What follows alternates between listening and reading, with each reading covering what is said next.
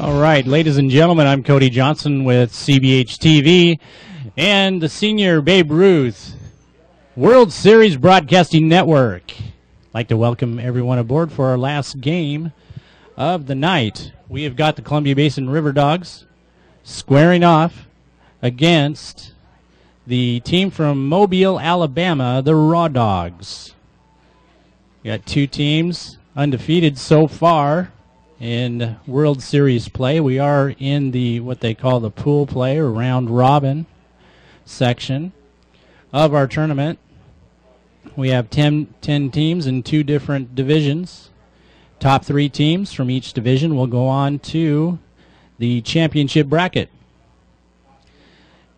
Now I've got a treat for you here, folks. We've got Alan Dale, our sports writer for the Columbia Basin Herald, with me, and I always like to refer to Alan as the walking, talking scouting report for just about any sport that that people play and keep score for. Alan, welcome to our broadcast. How you doing, Cody? How's everything going today? Well, what we're looking at today is an interesting game. Mobile defending World Series champ and undefeated coming in. Talking to the coaches, they're a team that lost a lot of players from last year, but they still had enough coming back, and obviously they've done well. But this game's pretty big for both teams. The River Dogs are 2-0. Mobile 1-0 after a convincing win yesterday.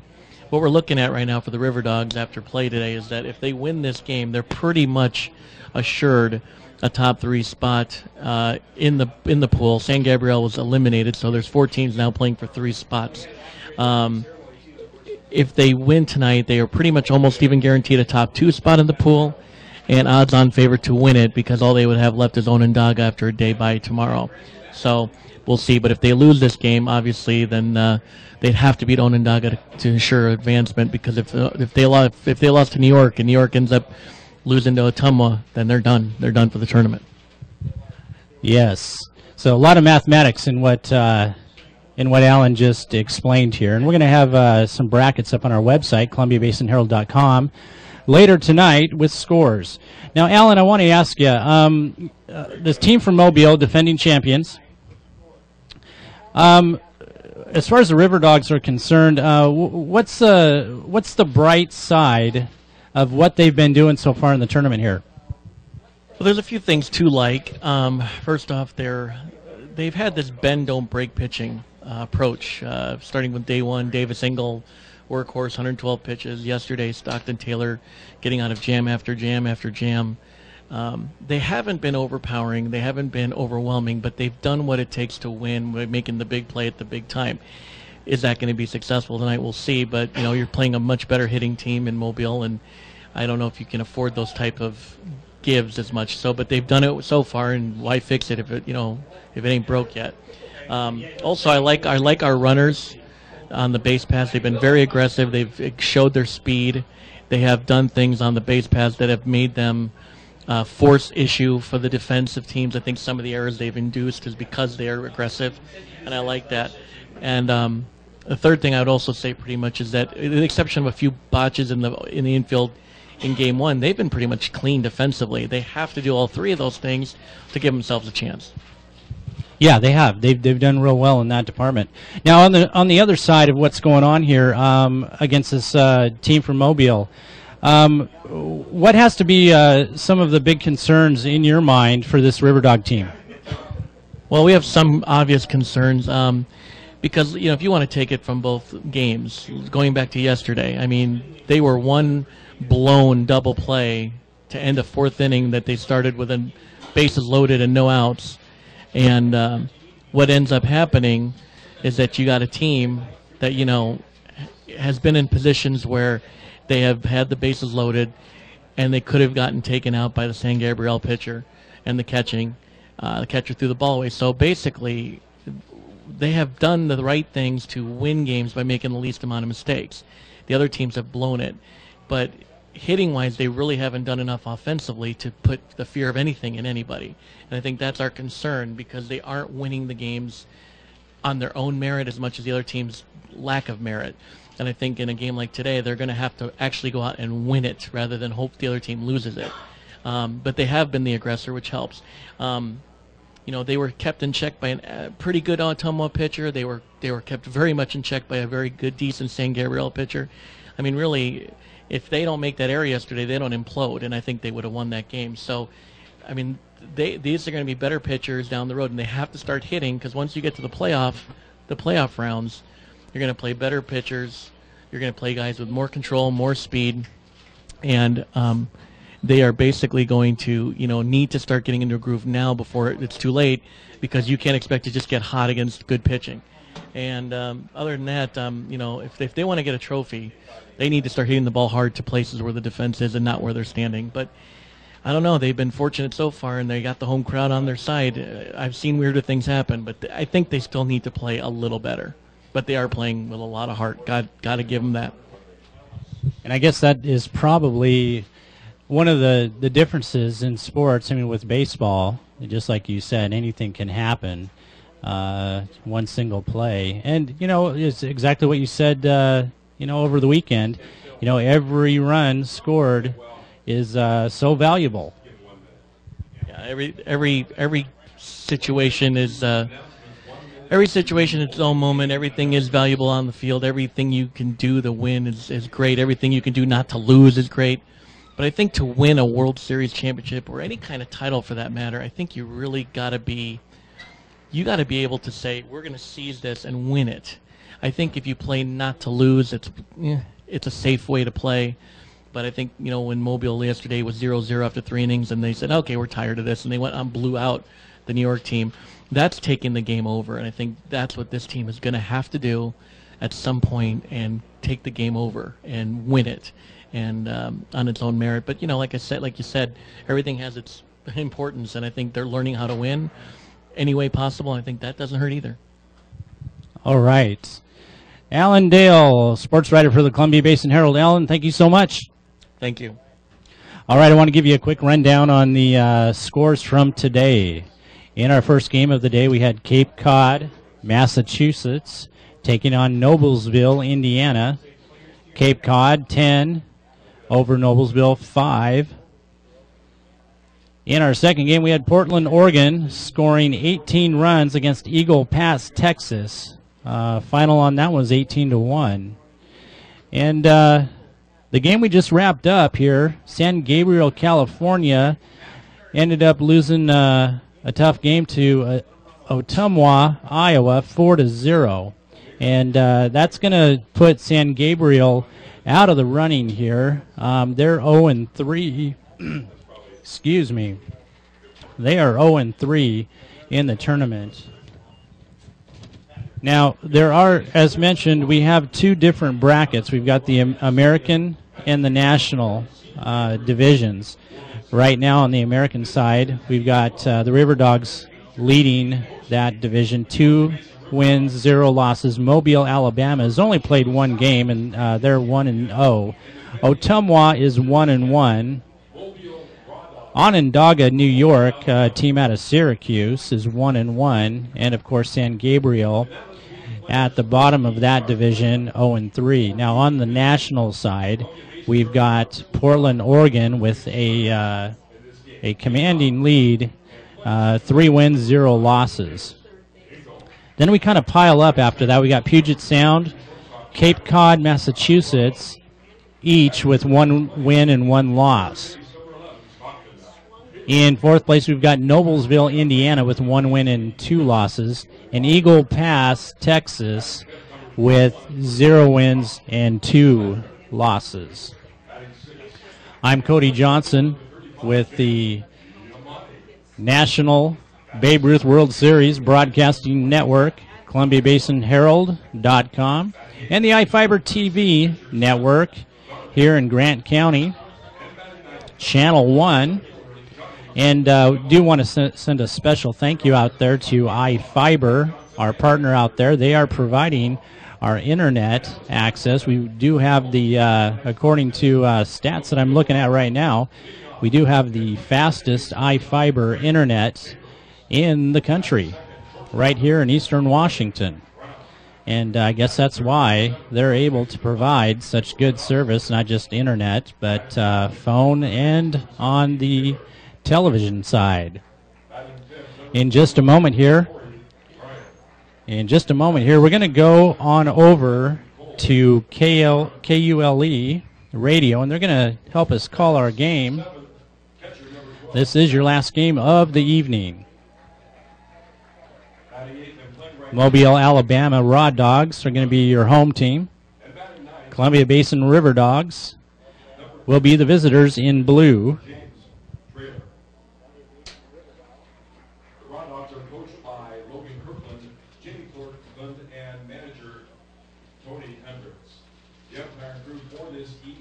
Once again, folks, welcome to our broadcast. We're just a few minutes away from starting.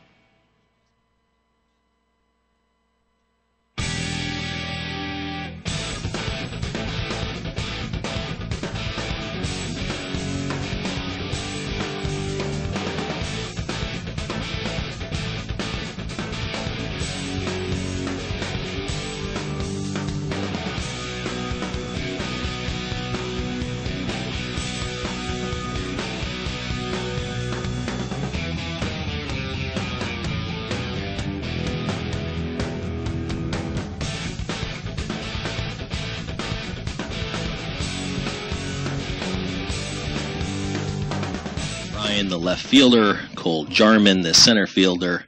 Matthew, I'm going to have to work on this one.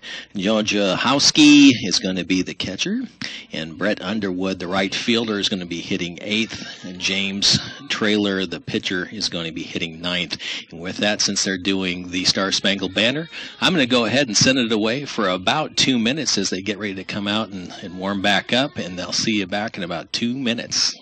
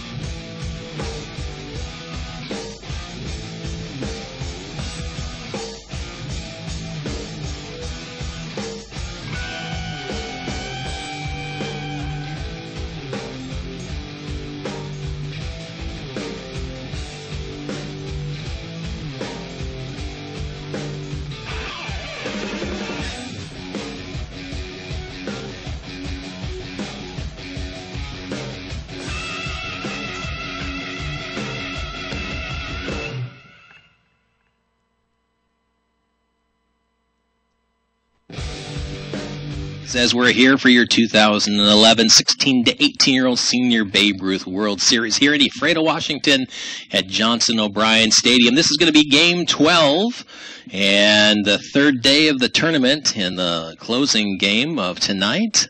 And it's going to be between the host team, Columbia Basin River Dogs, who are 2-0 right now, against the 1-0 Mobile, Alabama Raw Dogs. Defending champions are the Raw Dogs. And we want to remind you that you can watch the games also on 2011 National Babe Ruth World Series with www.columbiabasinherald.com. You can also watch on your mobile at cbhtv.mobile or mobi, and you can watch it on iFiber Channel 1. So those are the areas that you can actually watch the game as well as listen. And we've had so far the 11 games before. We just watched Ottumwa, Iowa beat San Gabriel, so San Gabriel is now 0-3 in the tournament. And before that, we had Portland beat Eagle Pass in the 2 o'clock game, and Cape Cod won 10-5 against Noblesville, Indiana. That was the game so far today. That was 9, 10, 11. In Games 8, last night's game, it was River Dogs winning by a score of 8-4 over San Gabriel. And then the Game 7 at the 5 o'clock yesterday was Noblesville, Indiana, winning by a score of 6-2 over Puget Sound. And we had Mobile, Alabama, in the 2 o'clock game yesterday beat Onondaga, New York, by a score of 10-0. And Portland, Oregon, won 7-0 over Team Cape Cod in the opener yesterday at 11 a.m. Taking us back to Saturday in the nightcap, it was the River Dogs beating Ottumwa by a score of 4-3. And it was Puget Sound beating Eagle Pass, Texas, by a score of 11-3. And Portland, in 8 innings, beat Noblesville, Indiana, by a score of 4-3. And the opener was between Onondaga, New York, and San Gabriel, and they won that game 3-2. So the River Dogs are 2-0. Portland right now is 3-0, and Mobile, Alabama is 1-0. Thing to remember is Portland last year lost in the championship to this Mobile, Alabama team, who is returning 6 players as we speak.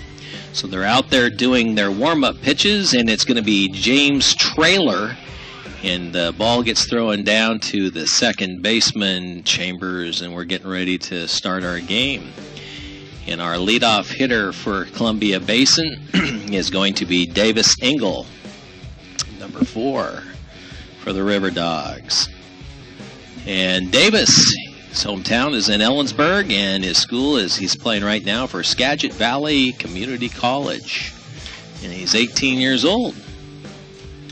So Engel, who threw the first game of the tournament, steps in there, and he'll look at strike 1 from Traylor. Underway here in the top half of the first in our nightcap between Columbia Basin and Mobile, Alabama.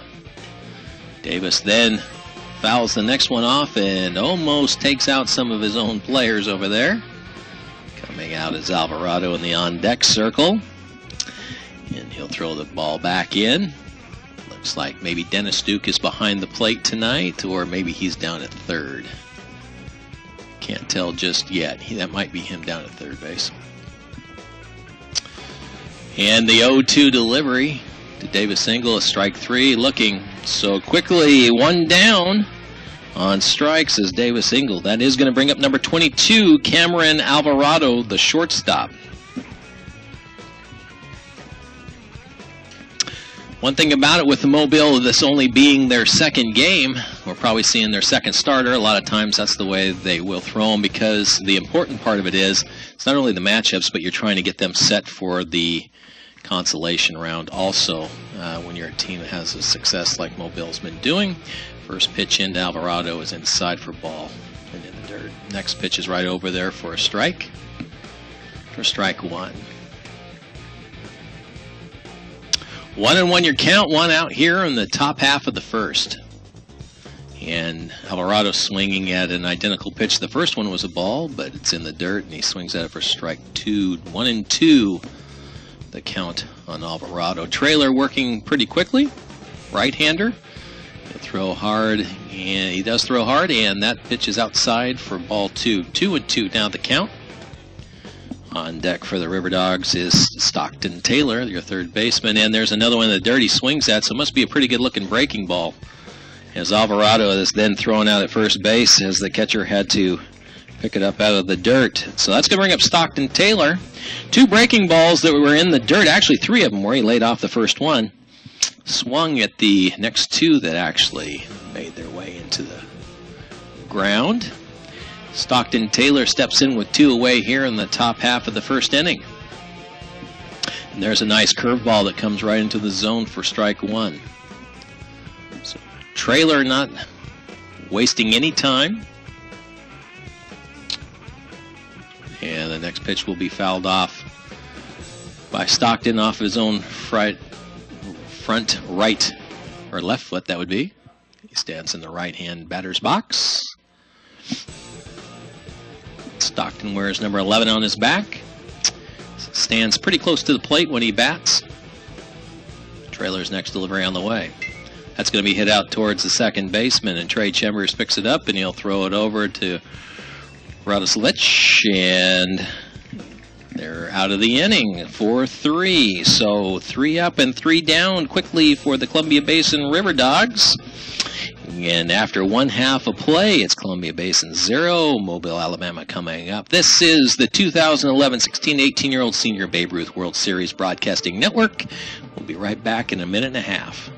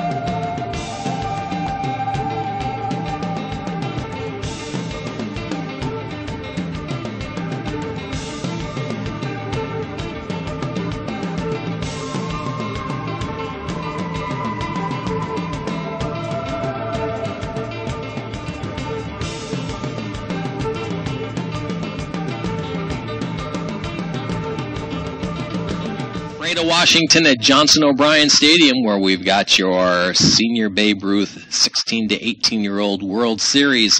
We're in the nightcap, game 12 of day 3, and it's the Columbia Basin River Dogs against the Mobile, Alabama Raw Dogs. And we're going into the bottom half of the first inning, where the Raw Dogs will take their first at bats, and they're going to bring up second baseman Trey Chambers to lead things off. So Chambers will stand in at the right-handed batter's box, and he swings and misses, or swings and fouls back the first pitch for an 0-1 count on Chambers. And he'll go down and he'll talk to, looks like Logan Kirkland or possibly Tony Hendricks.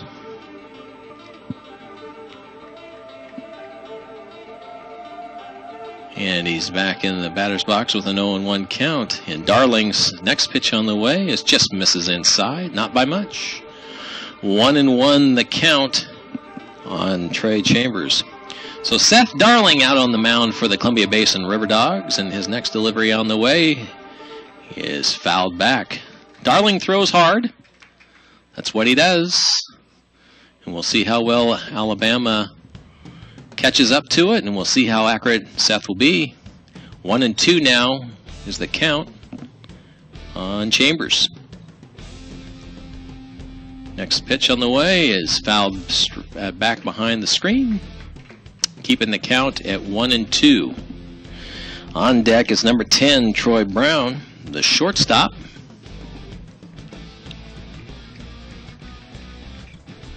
Seth is in his windup. Here's the pitch, and it's a curveball. Once again, doesn't miss it by much, and the crowd is oohing and on.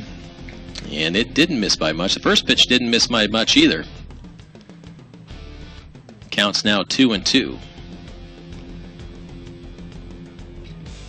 Next pitch on the way is a curveball, but that is high. Ball 3-2. So we'll see where our zone is early.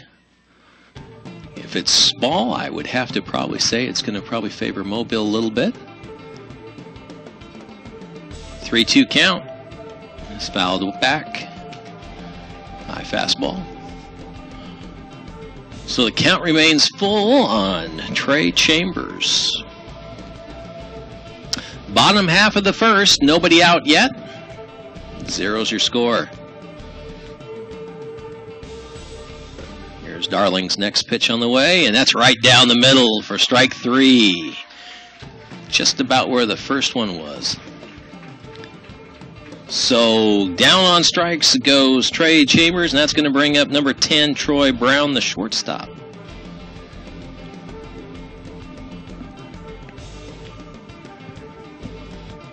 And the first pitch from Darling is a curveball in the inside corner for a strike.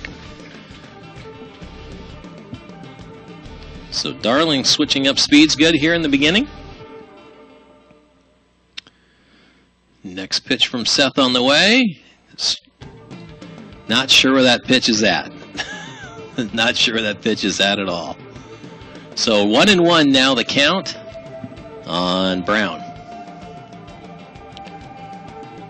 And that pitch is going to be grounded out towards Alvarado, and he'll pick it up and throw it over. And Josh Snyder, and they have the put out. So 2 away here. 6-3, and that's going to bring up the third hitter, number 7, Mike Radoslavich. Got a couple names I need to practice here for you guys. And Mobile, Radoslavich, and Wojciechowski. Next pitch on the way is going to be fouled off down towards the left field line and out of play. So Radoslavich steps in on the left-hand side. Good size kid. Seth Darling's next pitch on the way is also going to be fouled off, kind of behind us to the left. New baseball out to Seth. 2 away here in the bottom half of the first. No score. So Darling looks in for his sign. And we might be, I figured we'd be getting the time for Radoslavich as Seth just stood there. And Mike steps back into the batter's box. And your 0-2 pitch is on the way. And that's going to be a curveball, and that's going to be hit out to Alvarado. He scoops it. Throws over to first to Snyder, and they do get him. So a couple of them out to shortstop, along with a strikeout, will end the inning. So after 1 complete, it's Columbia Basin and Mobile, Alabama 0. This is the 2011 16 to 18-year-old Senior Babe Ruth World Series Broadcasting Network, and we'll be right back in about a minute and a half.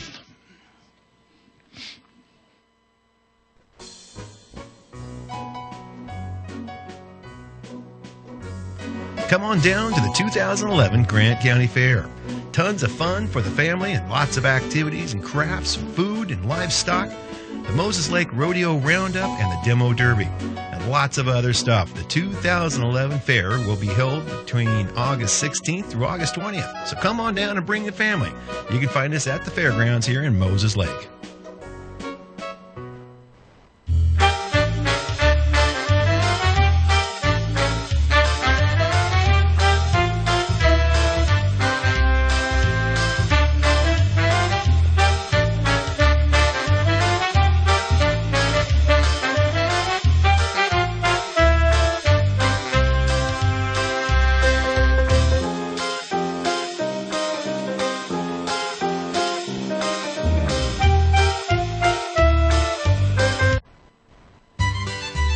Come join the fun the third weekend of September at Odessa's 41st Annual Deutsches Fest.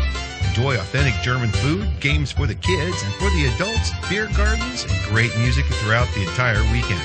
Located at the crossroads of Highways 21 and 28, Odessa is 72 miles west of Spokane and 45 miles east.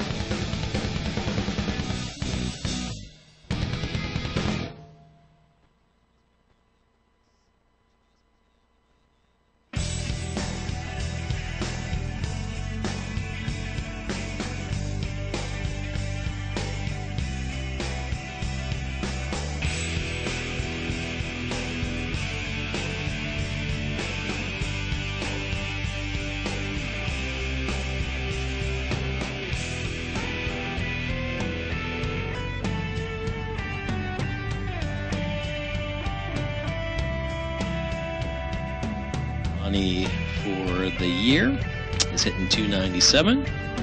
Does have about 3 home runs for the year.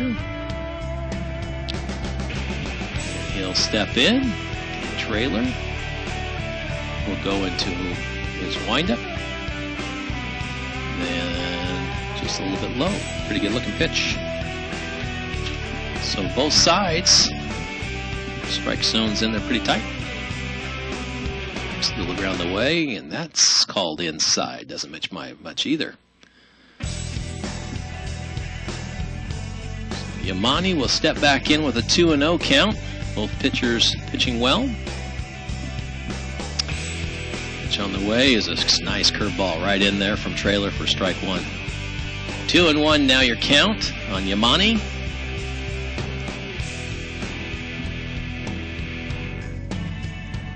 Pitch in there is all going to be, it's hit off of the leg. It goes out towards shortstop, but hit off of Yamani's leg for a foul ball, and he's hopping up and down. He'll grab his bat. And we'll get a baseball out there to Trailer. Count will be 2-2 on Yamani. 2 out here already in the top half of the second. No runs, no hits. No errors for either side right now. The umpire going out, kind of cleaning off the plate, giving Yamani a little bit of extra time as those smart pretty good. And Jacob will step back in. James Trailer will come to the plate and strike 3. That one is up around the letters for strike 3. So still trying to find the strike zone. And after 1.5, it's Columbia Basin 0, Mobile, Alabama 0. We want to remind you this is the 2011 16 to 18-year-old Senior Babe Ruth World Series Broadcasting Network. We'll be back in about 1.5 minutes.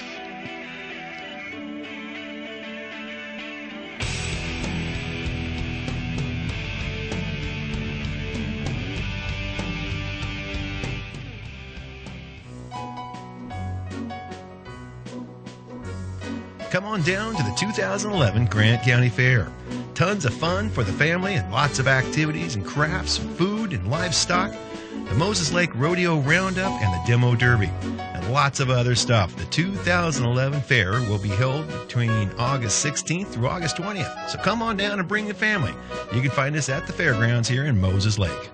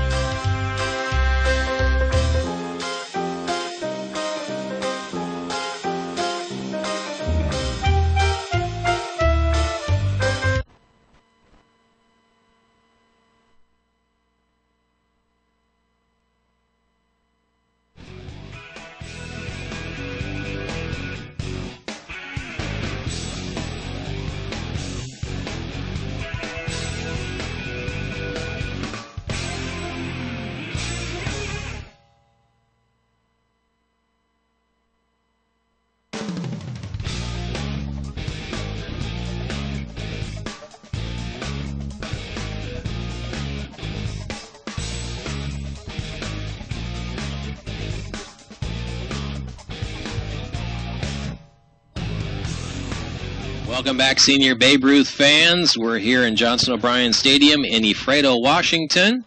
Right now we're going in the bottom half of the second with Taylor Nichols looking at a couple of balls, so 2-0 on him to start things off here in the bottom half of the second for Alabama. No score in the game. And there's a strike on the inside corner from Darling.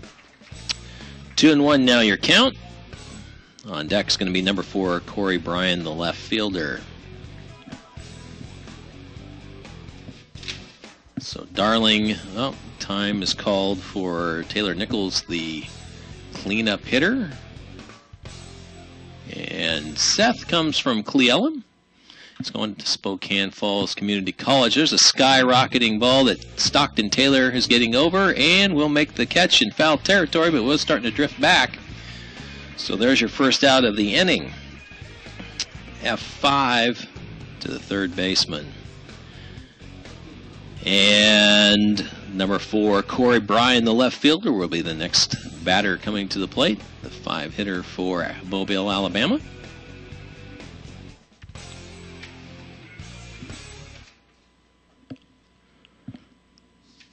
Seth has got about 48 innings under his and he just hits Corey Bryan on the first pitch. So there's our first base runner.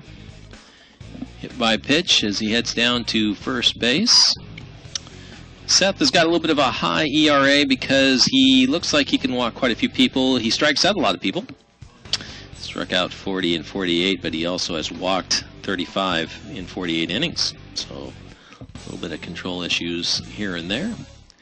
But it's all about what you do today, because the tournament has only so many games, and just like last night, got a few breaks and beat San Gabriel. There's a throw over to first base, and back in plenty of time is Corey Bryan. But he'll have to bring his A game and not have too many walks today, or hit too many hits batters, because Mobile plays a good ball game. Next pitch on the way. Strike. 0-1 the count now on Cole Jarman, the center fielder. Matthew Wojciechowski is on deck. Oh, they got a pick. Will they be able to get him? And they got him in the hot box down there, and they're taking a lot of throws. Still in the hot box. I think they'll get him right there. Davis Engel is actually pretty quick. So on the hot box, Corey Bryan does get picked, but he makes about 4 different throws before he's actually taken out by Dennis Engel between first and second. So we've seen a few of those. Just in the last game, I saw another one between San Gabriel and Ottumwa, Iowa. And in that particular game, it must have taken at least 4 throws to get the runner. So back to Cole Jarman, the center fielder. He's got a 0-1 count with 2 out now here in the bottom half of the second inning. There's a ball in the dirt for ball 1. 1-1 now the count. No score. No hits. 1 hits Batman, and he has been picked off. 2-away here. Darling's next pitch is down low. 2-1. 2-1 now your count on Cole Jarman. And he looks in for his sign. Here's your windup.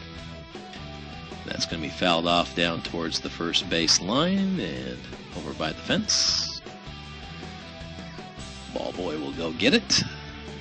Got a new baseball, and the count actually should be 2-2. They got 3-1 up on the board. It is 2-2. So the next delivery on from Seth is ball 3. Now they'll figure that out now. There we go. Count is full with 2 outs now. Here in the bottom half of the second inning. On deck, Matthew Wojciechowski. And there's another foul ball. Some of the guys are kind of jumping up on the fence. There's both dugouts have got the bars and the fence that kind of come out towards the field, and a lot of guys, both teams are all both standing up on it. And so that ball was actually almost fielded by one of the players out of play. Calling time is Cole, and he'll step out and step back in. Cole hits from the left-hand side. Darling in his wind-up for the 3-2 pitch, and he's just standing there. I'm sure we'll see. Nope, he's going into. I figure he might call timeout again. Swing and a miss. Strike 3. So both teams, excuse me, both teams and both pitchers pitching very well. And after 2 complete, we still have no score between the Columbia Basin River Dogs and the Mobile, Alabama Raw Dogs. This is the 2011 16 to 18-year-old Senior Babe Ruth World Series Broadcasting Network, and we'll be right back in about 90 seconds.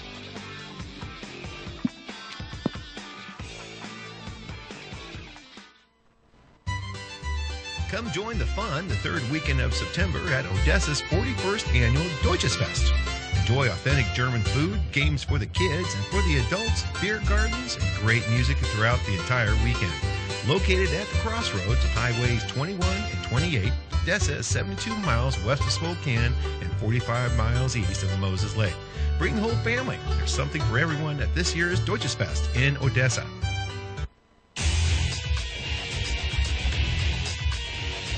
We are real students, and this really is our college.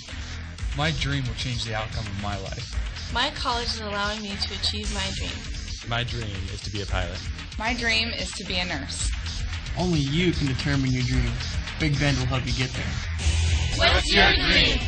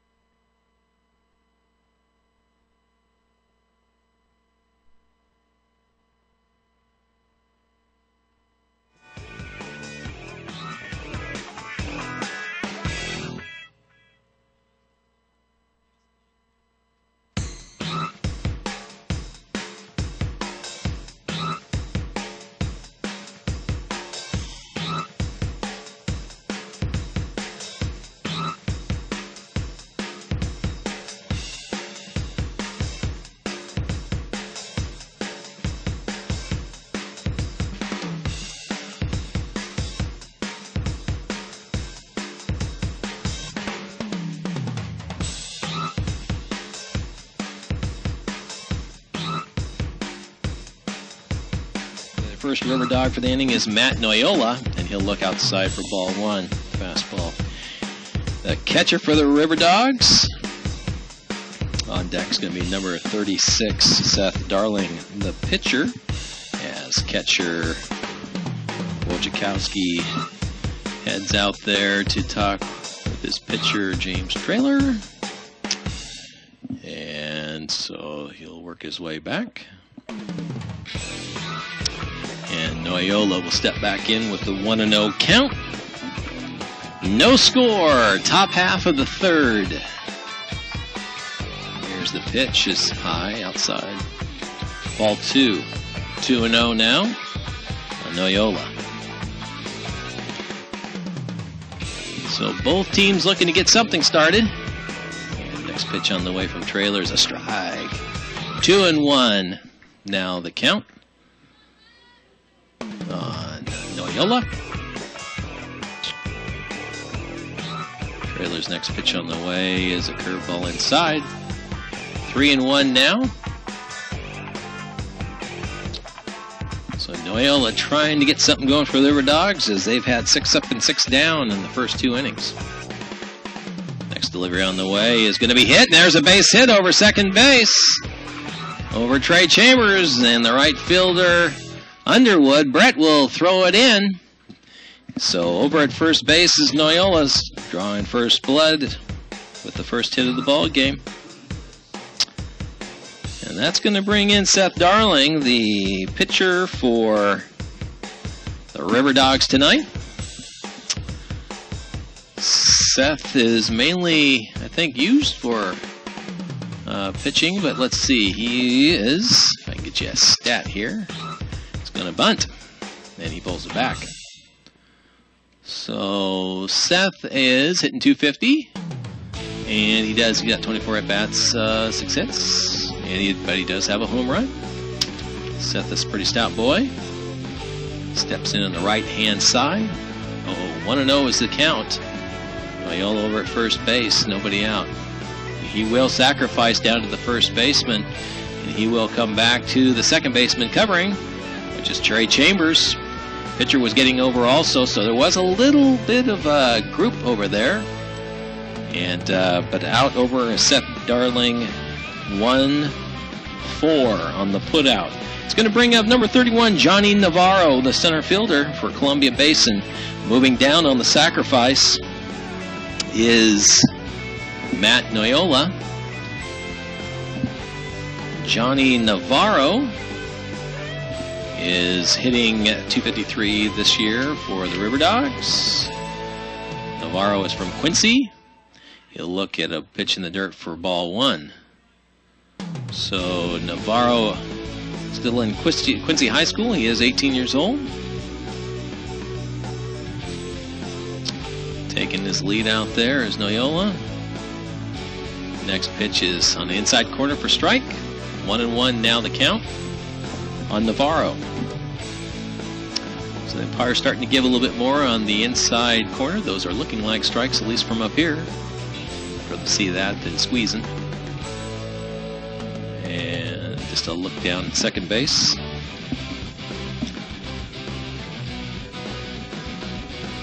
This trailer comes back to being set. Looks back out at the runner. And here's the pitch. And that ball is going to be hit on a line, but it's going to be fouled down the right field line. Another baseball goes out to James. Count now 1-2 on Navarro. Runner in scoring position. Base hit of the ball game for Matt Noyola. He was sacrificed down there by Seth Darling. And now Navarro seeing if he can capitalize. Here's the pitch. And a little bit late again. And fouled behind us to the right. Out of play. Good crowd again tonight. Proud of the community. We're a community of only about 6,500 anyways, and it's wonderful to see a full Johnson O'Brien Stadium. Trailer's next pitch. It's going to be high. Ball 2. 2-2 now on Johnny Navarro. On deck is going to be number 5, Davis Engel, second baseman for the River Dogs. And next pitch on the way is a high curveball and a snap throw down to second base. Pretty good looking throw from Wojciechowski, but back in plenty of time is Noyola, his counterpart, the catcher for the River Dogs. Full count now on Navarro. Trailer's next pitch is, laced into center field for a base hit. Will they send him? They're going to hold him up. Coach Gabe will hold him up, and smartly so. So the ball came in rather quickly out there from Cole Jarman. Didn't really get all that far out, but a nice base hit over there for Johnny Navarro. So the second hit of the night. Finally getting a little bit to Trailer, who's pitching very well. And that's going to prompt the coach to go out and talk to James. It's going to bring up the top of the batting order when they're done. It's which is going to be number 5, Davis Engel. So the River Dogs now with runners at first and third, as that ball got out to center field pretty quickly and got back in pretty quickly. So we'll see what Gabe does here with 1 out. The other night it looked like they were doing a safety squeeze on opening night, so Gabe definitely is not afraid to do that. Gabe also now talking to Noyola. And he has the right guy up there to try to do a safety squeeze, as the leadoff hitter Engel is very capable of making contact with the ball. So Davis steps in with runners at first and third here in the top half of the third. And he is. He gets a piece of it, but it was a safety squeeze. No commitment from Noyola. So back the runners go. And looking to see if he wants to do it again, or if he's going to pull it off at least once or twice before going back to the well. Trailer with the ball. He's in a stretch. Looks over at the run at first. And here's the pitch. And taking outside for ball one. 1-1. So the bunt off.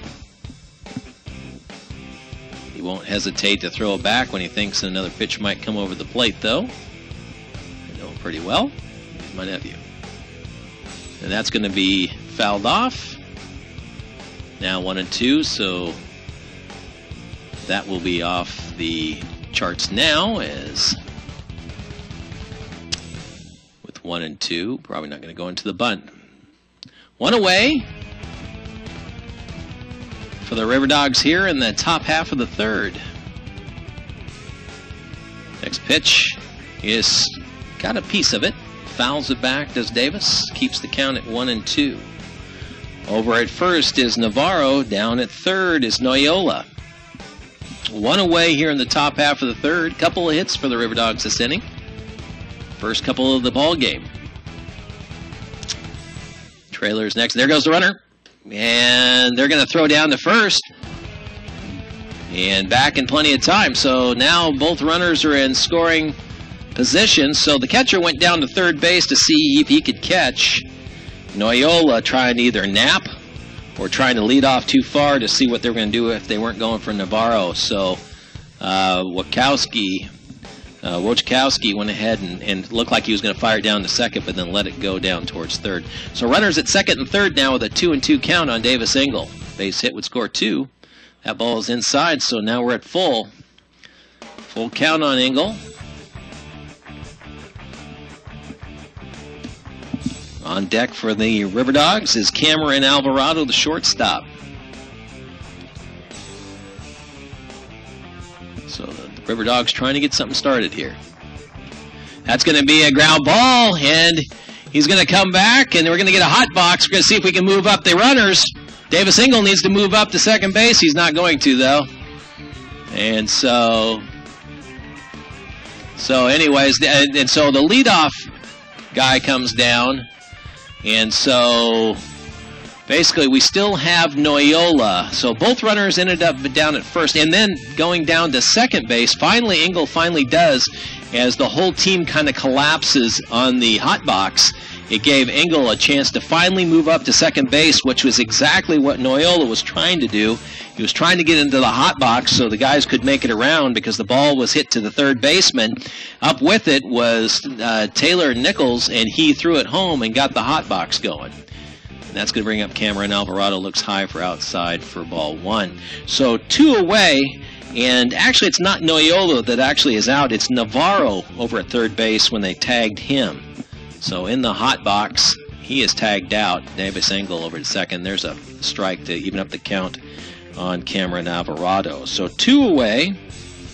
Seth Darling and Navarro. We still have Noyola down at third base, and Davis Engel is up at second, taking on the hot box.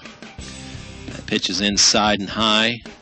2-1 now the count on Cameron Alvarado. Lots of action going on. Sometimes it's just best if I just sit back and try to explain it afterwards when there's a lot going on. Next, pickoff, nope, no throw to second base, as the shortstop Troy Brown tried to sneak in behind Davis Engel, but no throw from Trailer. Cameron Alvarado will step back in with a 2-1 count with 2 outs now in the top of the third, no score. And that is a curveball that still hangs a little bit too high. 3-1 now the count on Alvarado. Trailer does have first base still open, but that would bring up number 3 hitter Stockton Taylor. But he doesn't want to give in either. And he does walk Alvarado. So the bases are loaded. And that will bring up Stockton Taylor. He grounded out to the second baseman the first time up. So at third is Noyola. And Engel is at second. Alvarado is at first, and Taylor, you know, for no runs coming in so far, we have had 6 players. No, this is only the 6th player to the plate. Excuse me. And the first pitch to Stockton is going to be hit pretty well, but foul down the right field line. So Stockton will have an 0-1 count. New baseball out for Traylor. And looks like they're waiting for right fielder Underwood to go ahead and get set again. Next pitch on the way to Stockton is high, and there's a snap throw down to first base, and back in time will be Cameron Alvarado.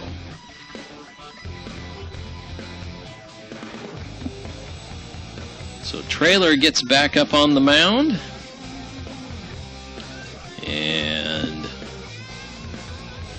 next delivery on the way is high. Kind of a curveball. It doesn't come back down for ball 2, 2-1 now. We're here in the top half of the third. Still no score. Bases are loaded for Columbia Basin with 2 outs. And kind of a high pitch that Stockton chased after, and he fouled that off out of play. Count now 2-2. 2 outs. Bases loaded. River Dogs looking to try to get something going. Traylor trying to shut it down. Next pitch. That is also fouled to the screen to the right side. New baseball out to Traylor. Good ball game between these two teams so far. Right now, the River Dogs do not want to blow an opportunity when it exists against this team. And that's going to be a roller to the third baseman. He throws over to first, and they get him. So the play for Taylor Nichols over to Radoslevich is the 3rd out of the inning on Stockton Taylor. So after at the top of the 3rd, we did have a couple of hits that inning for the River Dogs, but still there was no errors and there was no runs for them. After 2.5 innings of play, it's still 0-0.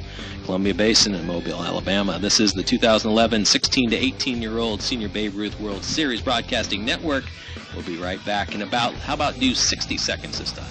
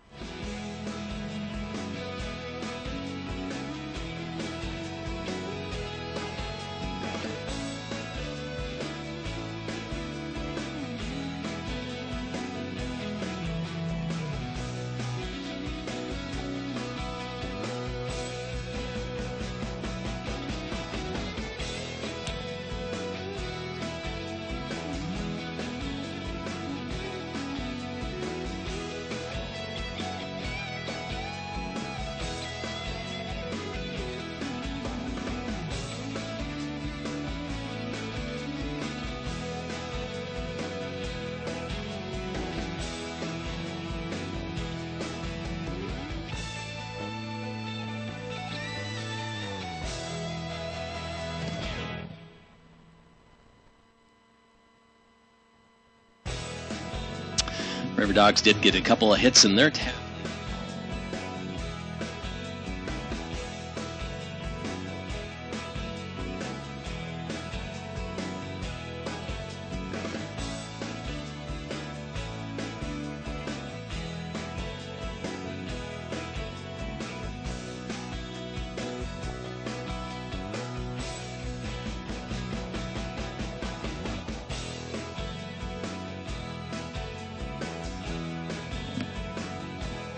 Wojciechowski is tall.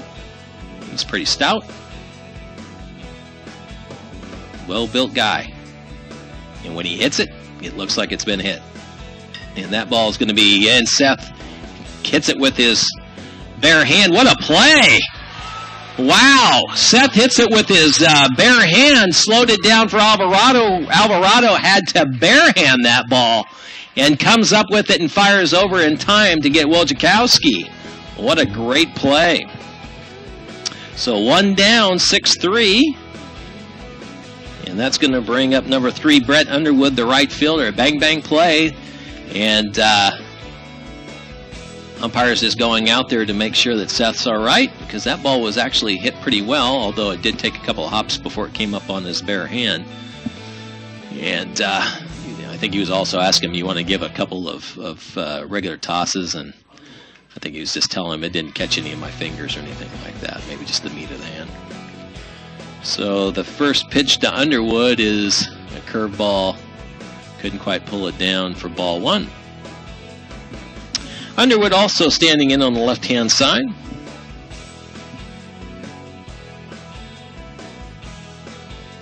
And the next pitch on the way is a strike.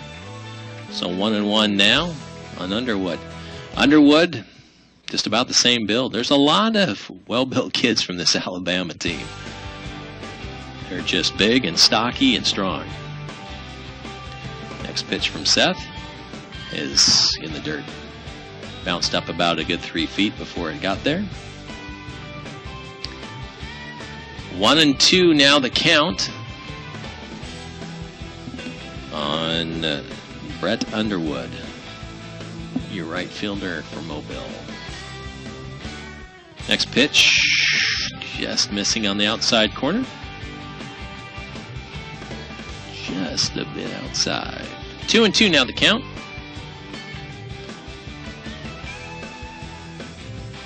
From the windup. And that's going to be a ground. Ooh, nice way to stay with. No. Oh, it was foul. Not sure how that hits the bag and is called foul. But it was called foul. That was one of the only balls that I've seen hit that hard towards first base that did not eat the first baseman. There's a lot of these balls that have been coming up. That ball actually hit the bag. So, not sure how that doesn't end up being called fair. Next pitch on the way is going to another one down there towards the first base coach in the first base box. Foul ball, keeping the count at 2-2 on Underwood. Nice play by Josh Snyder over there to grab it because it came up on him hard after it looked like it hit the bag.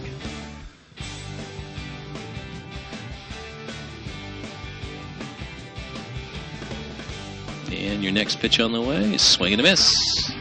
So down on the strikes goes Underwood for the second out of the inning. Number 15, James Traylor, the pitcher, will be coming up. He looks like he's another lefty. A lot of left-handed batters in the lineup.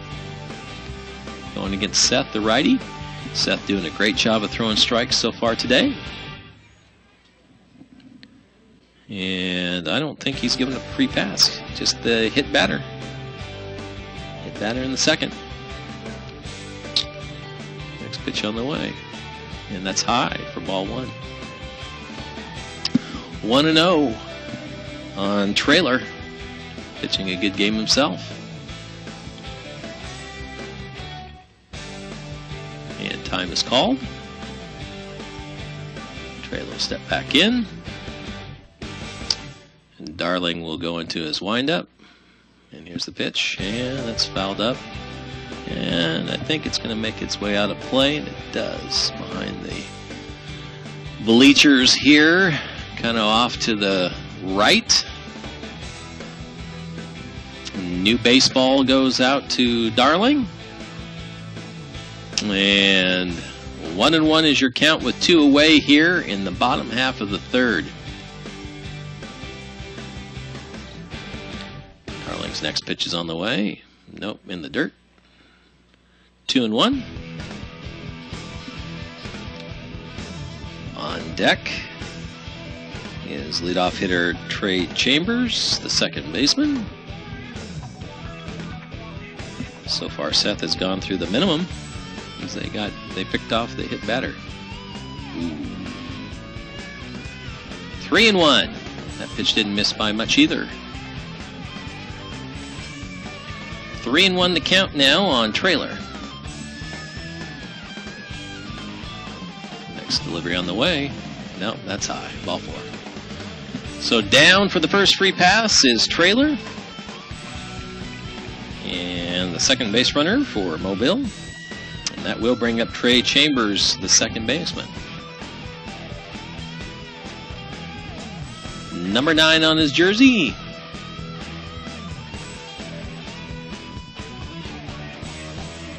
Steps in. Seth in his going into the stretch, and he throws over to first base and plenty of time. Back is trailer. Trailer takes his lead again. And Seth looks over. And here's the pitch, and it's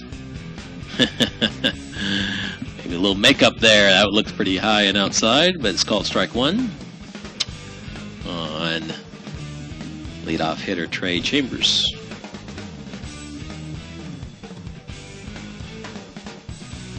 Seth looking over to first. Next pitch on the way. Inside. Ball, that was a lot of ooh and an on because that one was actually closer than the one he actually called a strike. 1-1 now on Chambers. So Seth looking in, looking to get his sign. Looks over at the runner trailer. And here's the pitch, and that's inside. Ball 2, 2-1. Last time up, Chambers struck out in the first.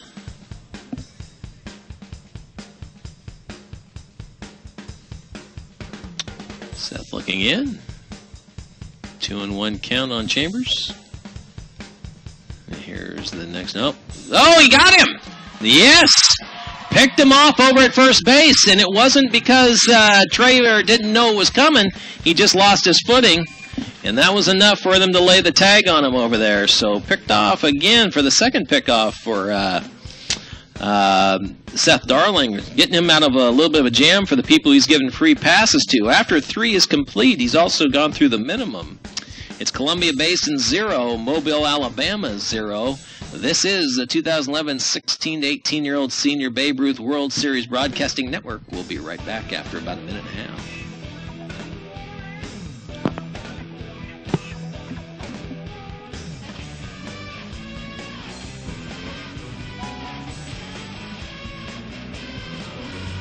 Come on down to the 2011 Grant County Fair. Tons of fun for the family and lots of activities and crafts, food and livestock, the Moses Lake Rodeo Roundup and the Demo Derby, and lots of other stuff. The 2011 Fair will be held between August 16th through August 20th. So come on down and bring the family. You can find us at the fairgrounds here in Moses Lake.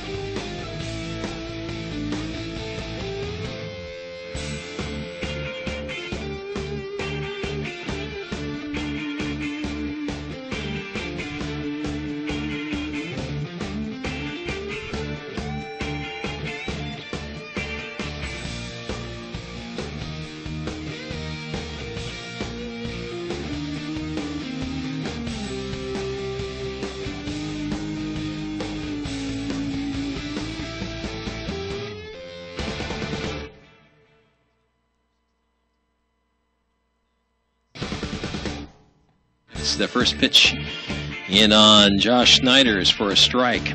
Josh last time hit it to the first baseman, and the pitcher went ahead and covered it. And that pitch is up around his eyebrows. Ball one. 1-1. One away here in the top half of the fourth. No score. A couple of hits for the Riverdogs. No hits so far. Here's a swing and a miss for Josh. Swinging over the top of the curveball. 1-2. And still looking for the first hit is Mobile. So Seth Darling doing a good job with a very good team. And there's strike three. And that's exactly what it was. Josh looked back, but that was on the outside corner. And down on strikes goes Snyder. And that's going to bring up Jacob Yamane, number 35, the left fielder for the Riverdogs.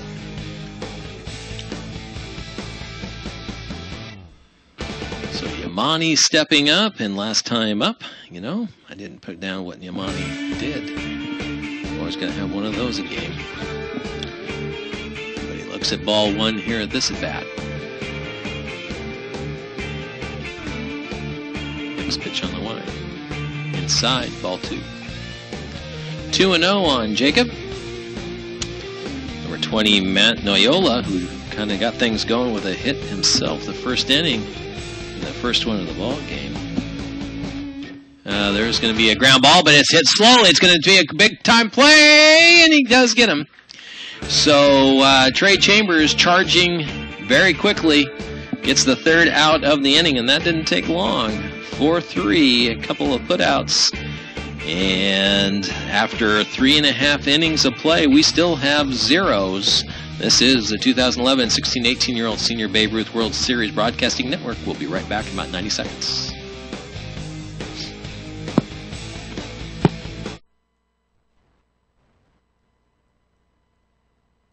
Odessa's 41st annual Deutsches Fest.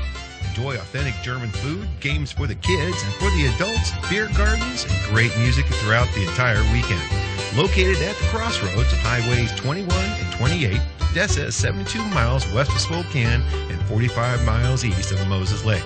Bring the whole family. There's something for everyone at this year's Deutsches Fest in Odessa.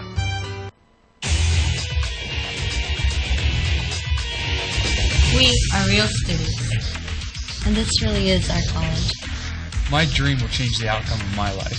My college is allowing me to achieve my dream. My dream is to be a pilot. My dream is to be a nurse. Only you can determine your dream. Big Ben will help you get there. What's your dream?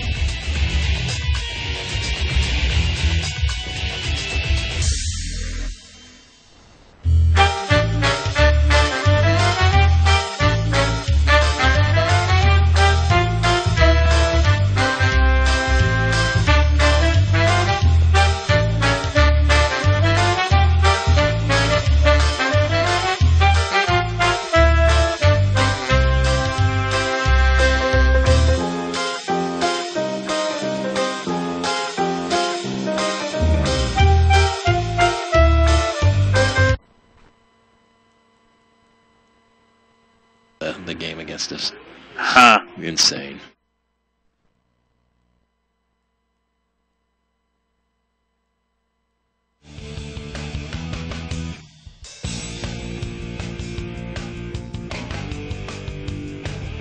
Fans, as we are here in the bottom half of the fourth inning, and we have no score between Columbia Basin Riverdogs and Mobile, Alabama. There's a 0-1 count on leadoff hitter Trey Chambers as he sets back in after the pickoff of Trailer to end the inning.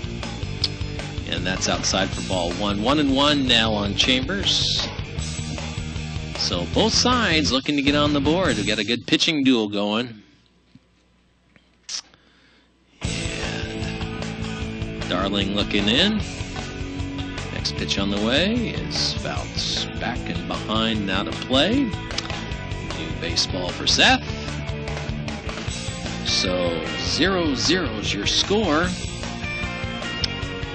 1-2 is your count with nobody out here in the bottom half of the fourth. These are the kind of games where it's nice to be the home team. And that would be Mobile right now. Columbia Basin was threatening. In the third inning, they had the bases loaded. Didn't get it done. That That ball's high. Ball 2, 2-2. On deck is number 10, Troy Brown. Fort Mobile Raw Dogs. And next, oh, nice curveball comes in, and Chambers stays with it very nicely. Fouls it off. 2-2 now the count.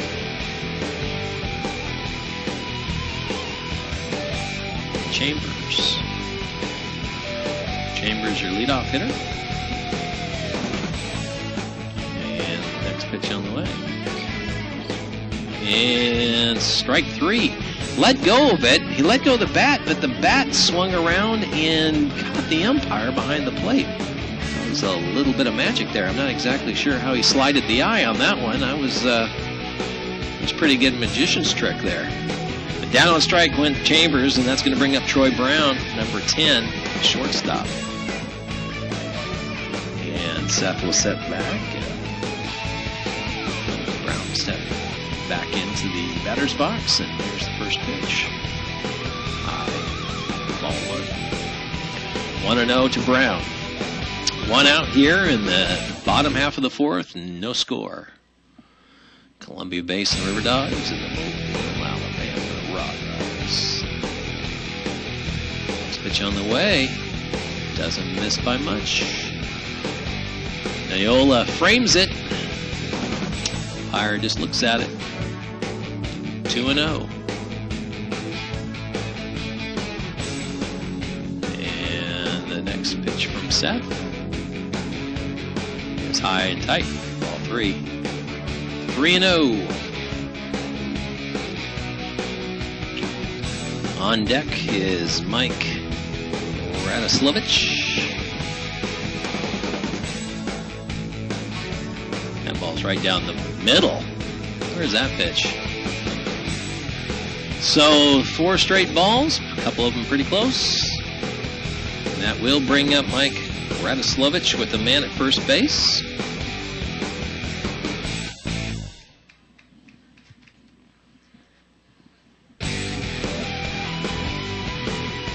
Radoslavich. That's what I just heard. Radoslavich. And there's a throw over to first base, and back in plenty of time is Brown. 1 away here in the bottom half of the 4th inning. Pretty big lead for Brown. Probably see another throw. And there's a curveball. Strike on the outside corner. 0-1.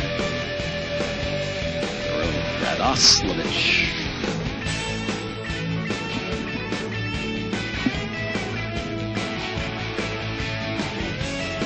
Seth looks over.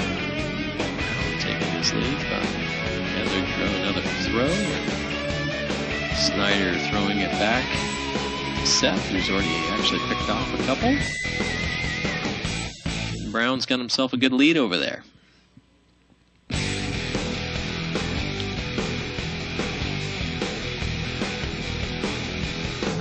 Far off this time, and that's going to be popped straight up in the air. Not sure if that'll stay in play. We got third baseman over there, but runs out of room for Stockton Taylor. And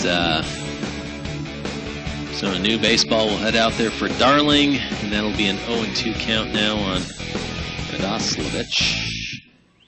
Taylor Nichols, the third baseman, cleanup hitter number 17. On deck circle. 1 away here in the bottom half of the 4th inning, 1 on. Brown over at first. Seth comes set. Throws over at first again, and that was close because once again, Brown actually kind of spun his wheels before he actually got back. That's what Seth is hoping for again. That's what happened to Trailer earlier.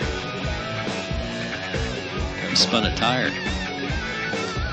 Brown out there kind of dancing around.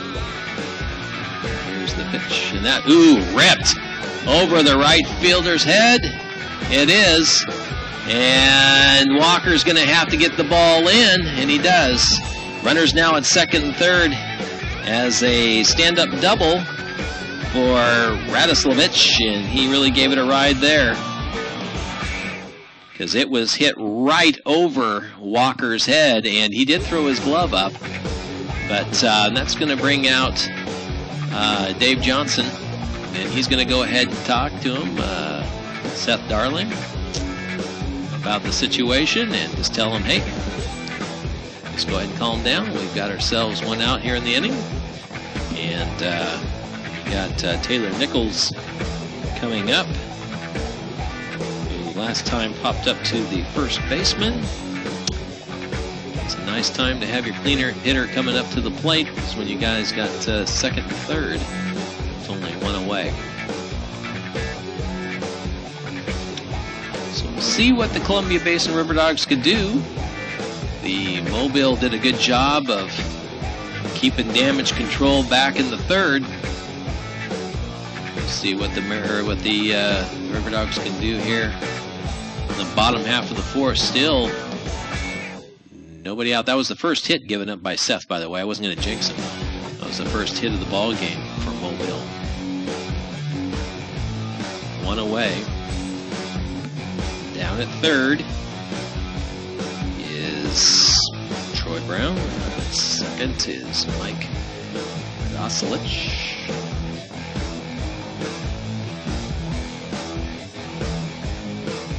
And there's a curveball to the inside corner. But for a ball on Taylor Nichols. Just missing inside. Corey Bryan, the left fielder, is on deck. He was hitting the pitch. So Seth trying to get an out here without a run scoring. And that's a nice block right there by Noyola. 2-0 now. Seth throwing a couple of breaking balls to Nichols. Wouldn't be surprised to see another one. I want to hang one to him, though, I can tell you that. He knows it's coming, and you give him a hanger. No breeze again tonight, all 3 nights. There's a fastball. Outside corner, good job. Strike one. Mixing up a little bit. 1 away. 2 on. Bottom half of the fourth, no score. And Darling in the stretch, and here's the pitch. Another. That's going to make its way to the right center field wall. That's going to bring in 2. It's just a matter of how far Nichols is going to go. He will hold up at second as they get in. So a RBI double for Taylor Nichols. And a couple of hits now for the Mobile, Alabama team, and they're starting to feel it, and they're starting to get it going now.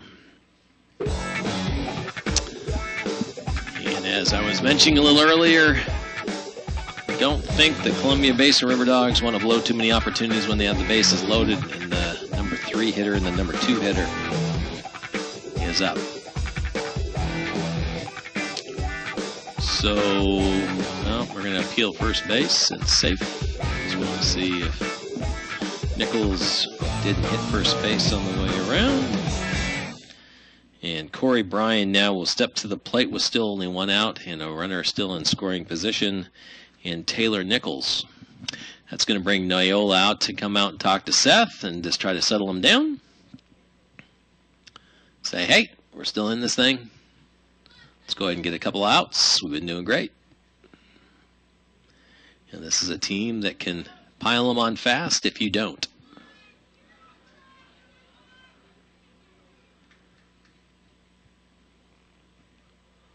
So Darling comes set. And fake bunt on a curveball, and the umpire says it's high. Ball 1, 1-0 on Corey Bryan. Cole Jarman, center field, is on deck. Time is called. Corey Bryan steps back in.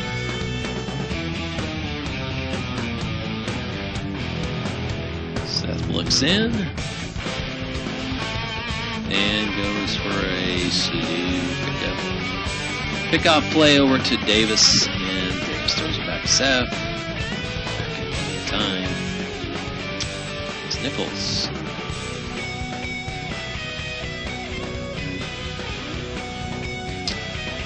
Darling comes set. And next delivery on the way is Bell over towards the Dog dugout.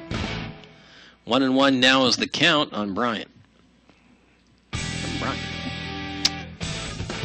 1-1 with 1 away, 2 in here in the bottom half of the 4th. 2-0 your score. Mobile leading the Columbia Basin River Dogs.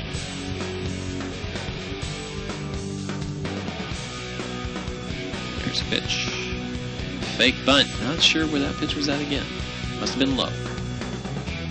2-1. 2-1 on Corey Bryant.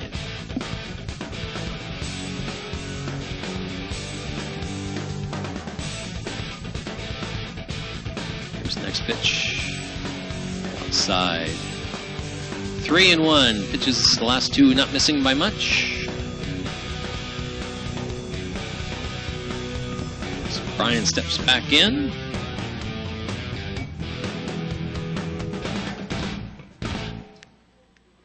And Seth will step off, and coming over to talk to him is Josh Snyder, because Josh probably senses that after those last couple pitches, Seth is probably thinking about him.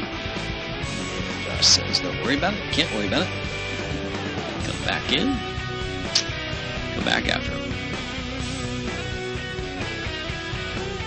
First pitch on the way, actually bounces in, and here's a no throw down to third as the ball bounces in front of Nayola, but on the bouncing pitch, Corey Bryant goes ahead and waves at it, and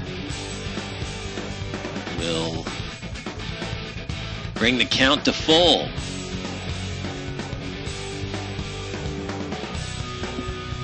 So Seth looking in, now the runner down at third. Nichols, and that ball might be gone. That ball, there's no breeze, and that ball is gone. And it leaves in a hurry. Not too many balls leave left center right now, but Corey Bryant just put one charge into one that does. And now the score is 4-0. So as they can put them up fast, that's exactly what's happening now.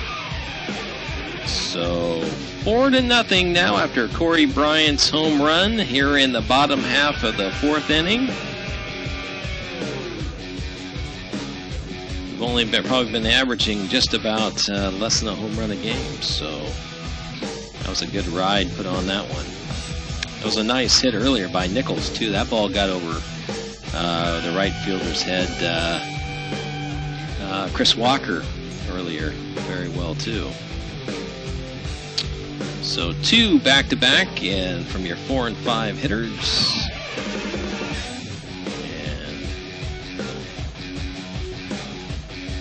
the first pitch is a ball to Cole Jarman, the center fielder.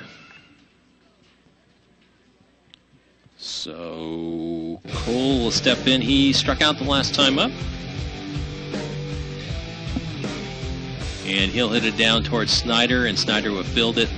Throw it to Seth covering, and that will be the second out of the inning. So score it 3-1 on the putout.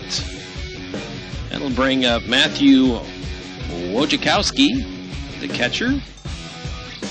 So a couple of hard hit balls for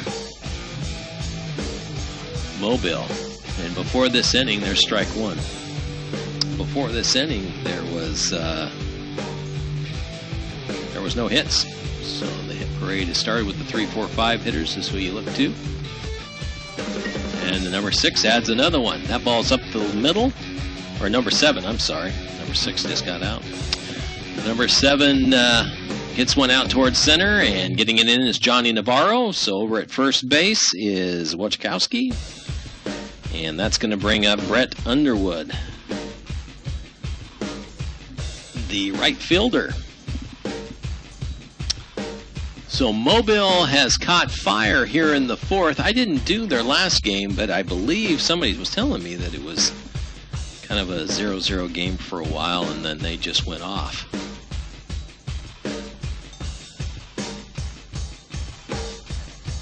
Bruce did that game. So Underwood steps in. Next pitch from Darling is a breaking ball and blocked well by Nayola.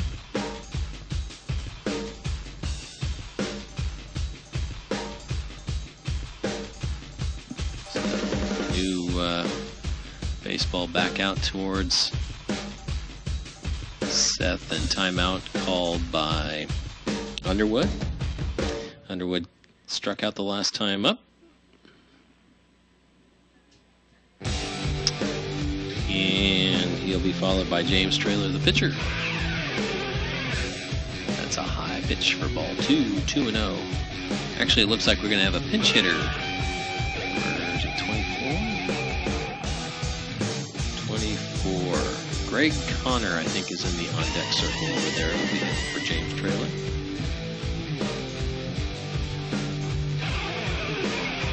There's another throw over there to first base, and back in plenty of time is Wojciechowski. I don't know if that's Wojciechowski. Might have a pinch runner over there. And that's high and tight for ball 3, so all 3 pitches clearly missing to Brett Underwood. As we got 2 outs here with 1 aboard in the bottom half of the fourth.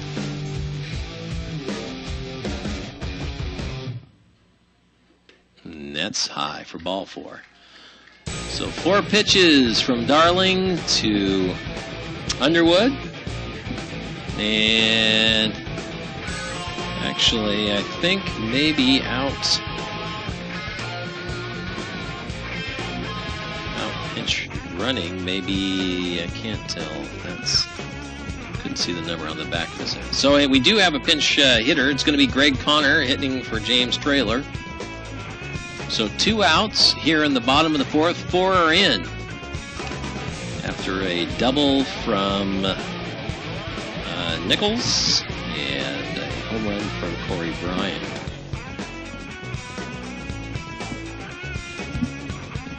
So Greg Connor will be looking for his first pitch, and it's a slow breaking ball in there for a strike.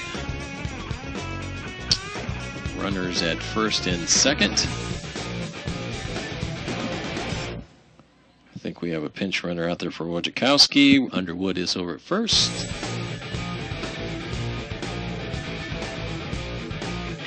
Wow, that ball was hit hard, but right at the shortstop, and they will go down Davis Engel. So Alvarado to Engel to get the runner at second base in Underwood. So score at 6-4 on him on the fielder's choice there. And with that, there is 4 runs up on the board for Mobile, Alabama here in the bottom of the fourth. So after 4, it's Mobile, Alabama 4, Columbia Basin Riverdogs 0. This is the 2011 16 to 18-year-old Senior Babe Ruth World Series Broadcasting Network. We'll be right back in a minute and a half.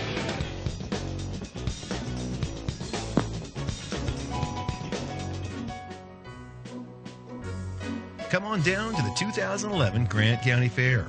Tons of fun for the family and lots of activities and crafts, food and livestock, the Moses Lake Rodeo Roundup and the Demo Derby, and lots of other stuff. The 2011 Fair will be held between August 16th through August 20th. So come on down and bring the family. You can find us at the fairgrounds here in Moses Lake.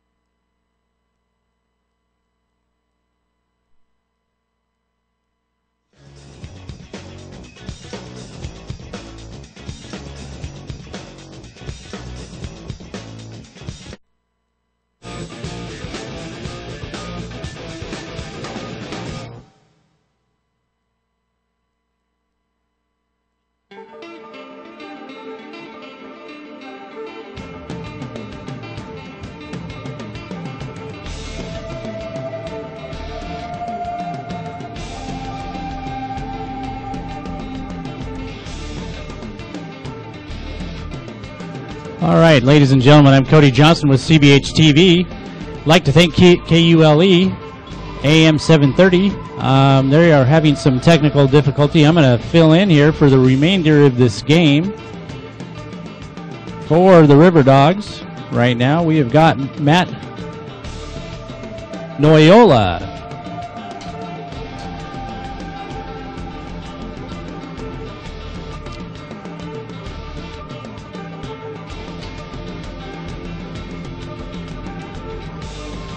All right, we are at the top of the 5th inning. River Dogs down 0-4.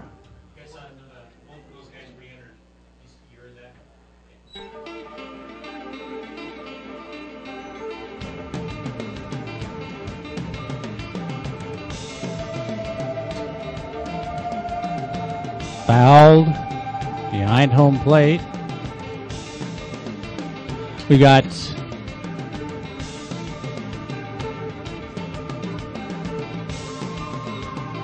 no balls, 2 strikes, high and outside, ball 1. And with me here is our sports writer, Alan Dale. Yeah, hey, Cody. I think the difference tonight, as we've seen, is, well, as Noyola laces one to center field, base hit. He's now 2 for 2, 2 singles on the evening. I think the big difference right now is, if we remember in the, I think, 2nd inning, top of the 3rd, when the River Dogs got the bases, got some people on base, and the difference tonight was Mobile knew how to quash it, whereas San Gabriel the night before didn't do quite as good a job and led to a big rally. So I think the difference right now is we're seeing a River Dogs team play a much more fine-tuned team, I think, and their offense is starting to click, and now they gotta match it. And strike called.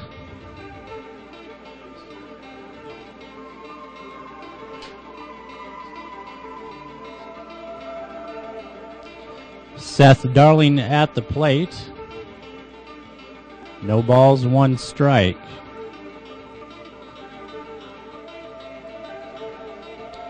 He is 0 for 0 with a sacrifice fly. I'm sorry, check that, a sacrifice bunt. Check throw to first base.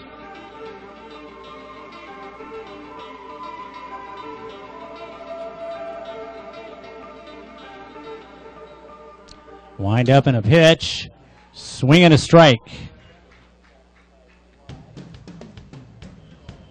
Count is 0-2. I'd like to thank everyone who's joining us on the National Babe Ruth World Series Broadcasting Network, ColumbiaBasinHerald.com. Outside, that'll be ball 1. 1 ball, 2 strikes. We've got a runner on first. I'd like to thank those of you who are joining us on the iFiber TV network. And that'll be strike 3.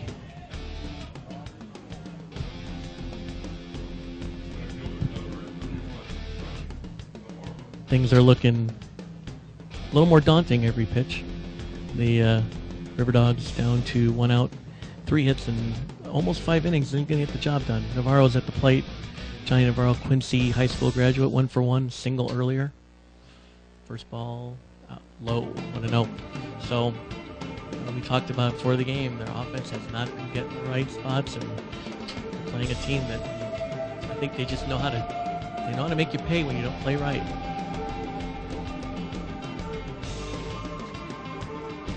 Another one of those low strikes we've seen all weekend. I think the only strikes we haven't seen are strikes. Everything else has been non-strike strikes. Every strike is not a strike. Yeah, we have the strike zone in some of our games has appeared to be, Alan just said sometimes what appears to be a floating strike zone. He does provide our comedy relief at the newspaper. And a wind up. 2 balls, 1 strike.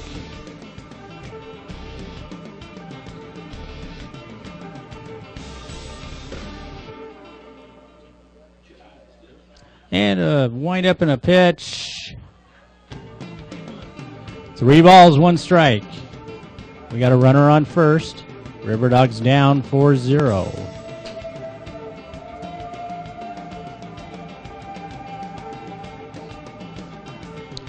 Mobile, Alabama coming in here, and they're going to call that a strike. We got a full count. Mobile, Alabama coming in here, as I recall, they are undefeated, aren't they, Alan? They're 24-0 coming into the tournament. They're now 25, trying to work on a 26th. The story was they lost a lot of guys from last year. Oh, and he got him on one of those low strike pitches, and that's 2 away. They came in having lost quite a few players from last year, but the coaching staff trusted their youth, and I guess they picked up, enough returning players to keep it going. And right now, this is the difference why Mobile's defending champs and why San Gabriel's going home at 0-3. This team finishes you when they have you, and they also know how to get out of pickles where San Gabriel didn't. And I think, the River Dogs really have to rise to a higher level right now. Yeah, and Mobile, the defending champions, having beat Portland, the team from Portland last year.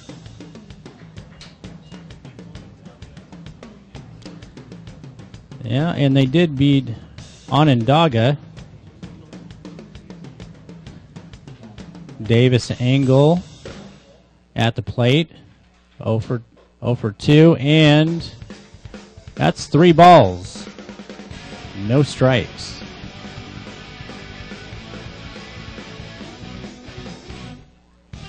I'd like to thank our camera crew.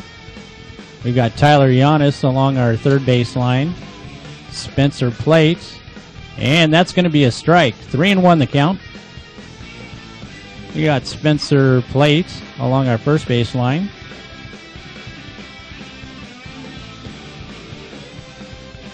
And of course, and we've got a hit through the gap. No, he caught it, and they'll get him. Boy, that looked close. That looked close.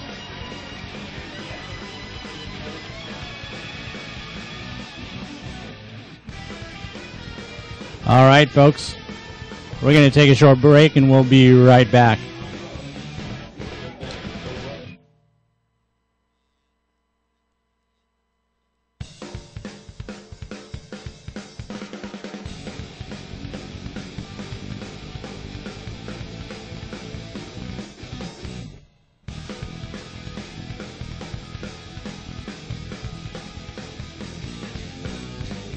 Gardens and great music throughout the entire weekend.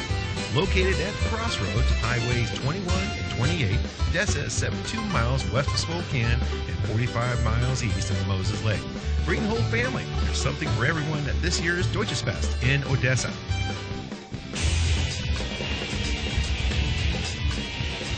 We are real students, and this really is our college. My dream will change the outcome of my life. My college is allowing me to achieve my dream. My dream is to be a pilot. My dream is to be a nurse. Only you can determine your dream. Big Ben will help you get there. What's your dream?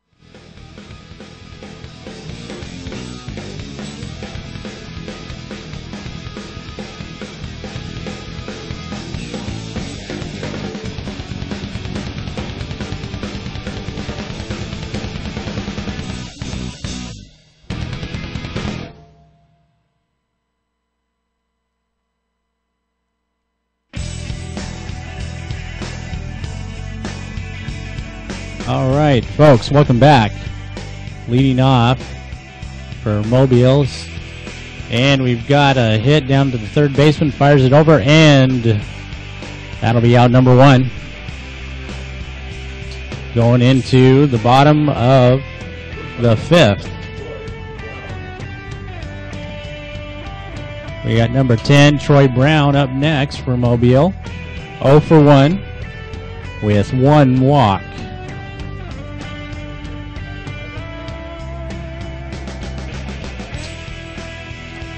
And strike 1.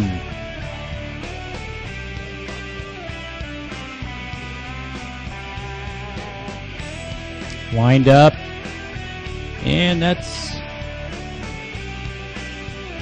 that'll be his first ball.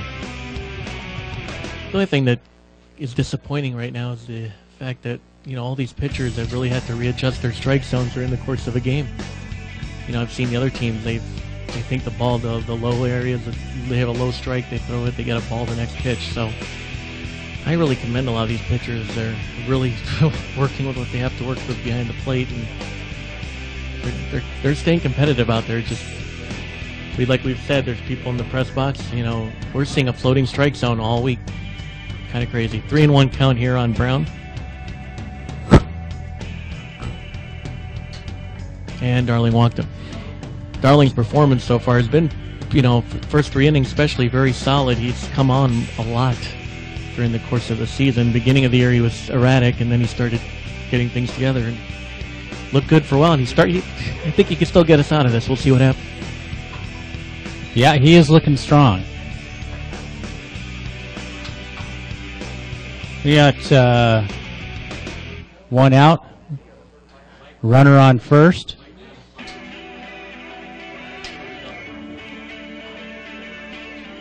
Mike Rislavich, 1 for 2 tonight with a double. He's got 1 strike.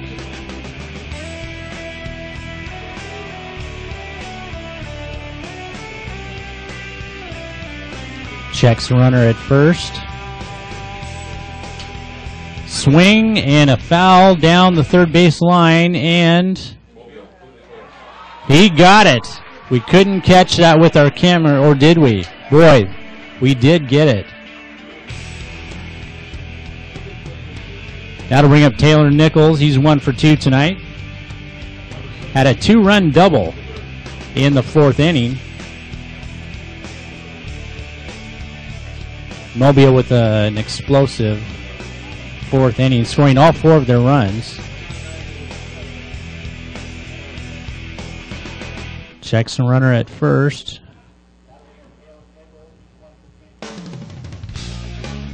And the pitch.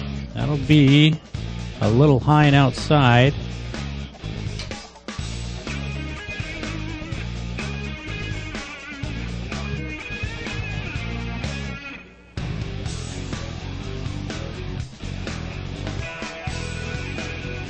And a high pitch.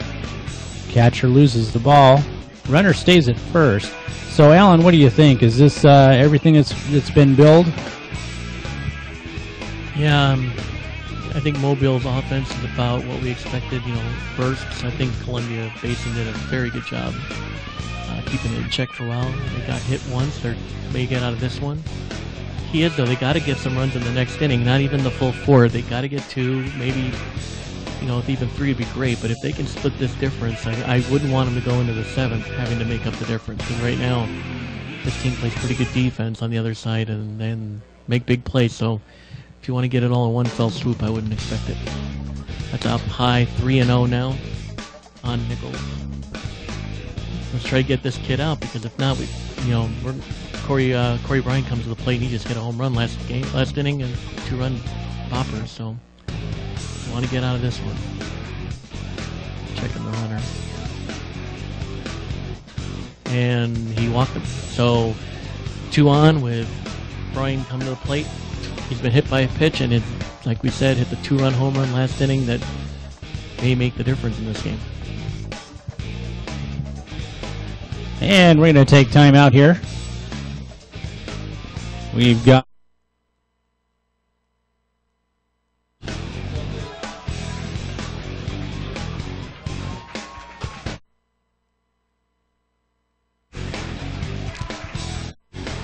Raw Dogs from Mobile, Alabama. And that'll do. Pitching change.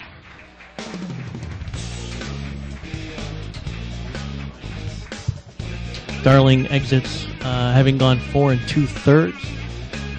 Gave up 4 runs, all earned. Struck out 3. Walked 5. And he leaves with 2 runners on. And it looks like he'll be... looks like we'll have a pitching change here. We'll go to a Moses Lake Chief. Luke Valdez. Valdez had a very good summer for the River Dogs. He was kind of a nice surprise, had some big wins, a lot of complete games.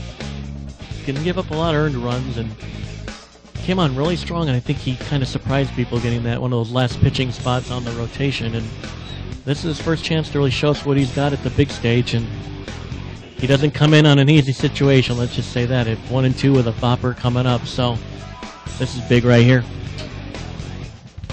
Yeah, Alan, he does have his work cut out for him against a real tough team from Mobile, Alabama. I want to welcome our fans from Alabama. I actually have some relatives down there, and nice place. Every time we go down there, people are just with that southern hospitality, and they're fierce baseball fans too.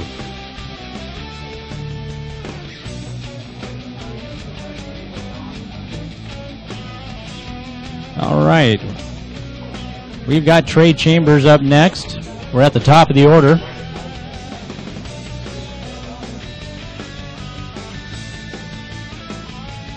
Runners on first and second.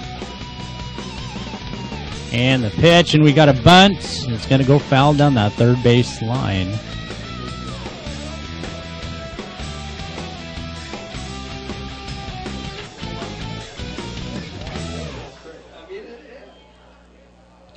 Luke Valdez on the mound for the River Dogs. We've got 2 out. Count is 0-1. And the pitch called for a strike. 0-2. Valdez looking good.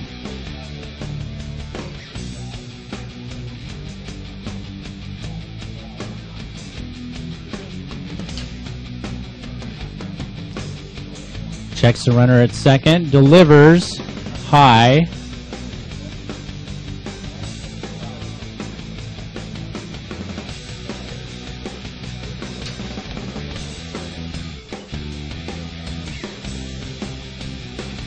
Now, don't forget, folks, we are back on the air tomorrow morning at 11 o'clock Pacific time.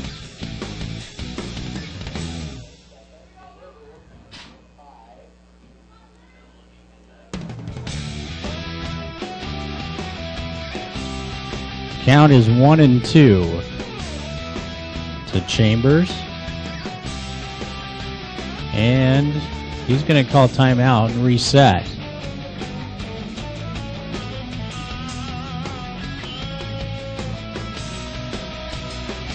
River Dogs looking to get out of this 5th inning. And they're going to throw down to first and not going to get him. Throw from the catcher was just a little bit high. I wonder if that had been a little bit lower. They might have had a better chance of picking him off. Runners at first and second. Count is 2-2. Raw Dogs 4, River Dogs 0. And we've got a base hit. We might have extra bases here. 1 run will score.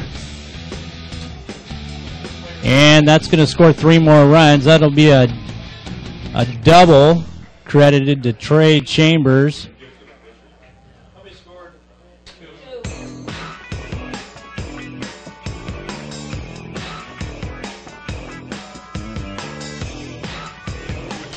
And Mobile is looking, their momentum continues to build. 2 runs scored here in the bottom of the 5th. Mobile 6, River Dogs 0. Valdez with the pitch.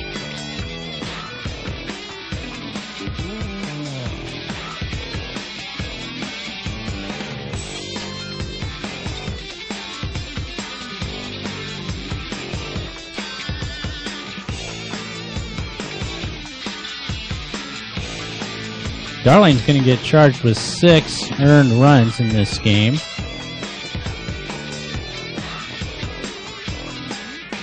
Pitching for the River Dogs has been one of their strengths the entire year, especially later in the season. We've seen some good performances. Would you say, Alan, that their pitching is really? We got a fly ball to center field. And that goes over the fence. That'll be a 2-run homer.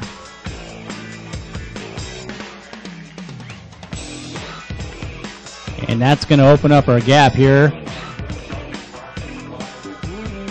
Mobile 8.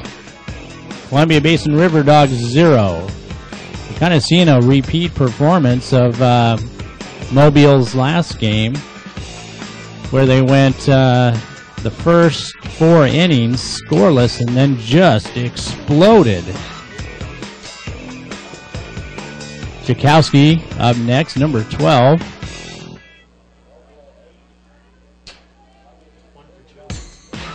He's 1 for 2 tonight. And he delivers. That'll be strike. Strike 1. 2 outs here. In the bottom of the 5th. And count is 1-1.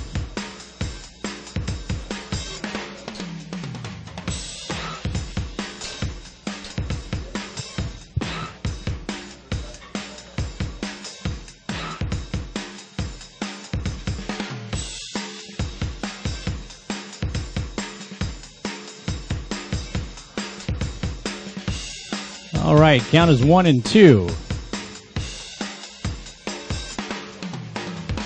And Valdez delivers outside.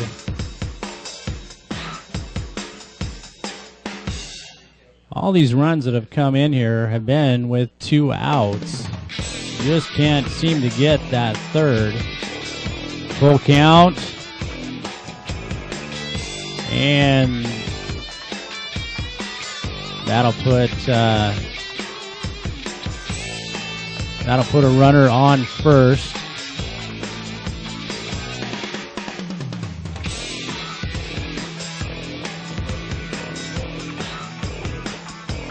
With a pitching change here in the 5th, we've got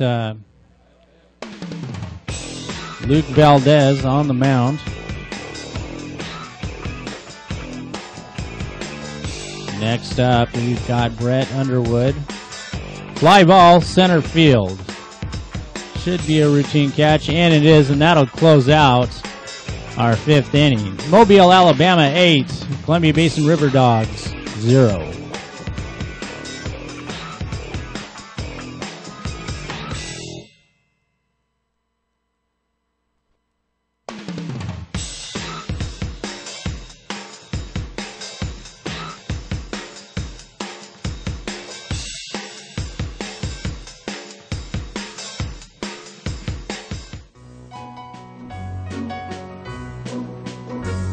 Come on down to the 2011 Grant County Fair.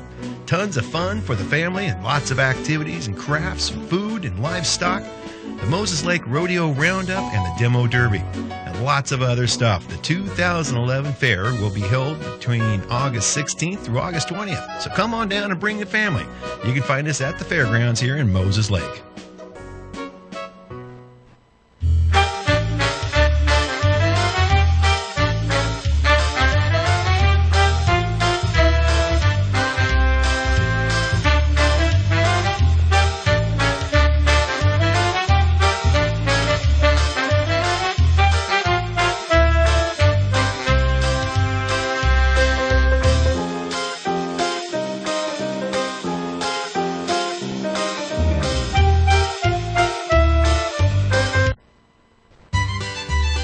Come join the fun the third weekend of September at Odessa's 41st Annual Deutsches Fest. Enjoy authentic German food, games for the kids and for the adults, beer gardens, and great music throughout the entire weekend.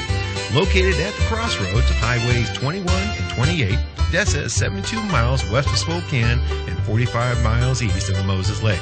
Bring the whole family. There's something for everyone at this year's Deutsches Fest in Odessa.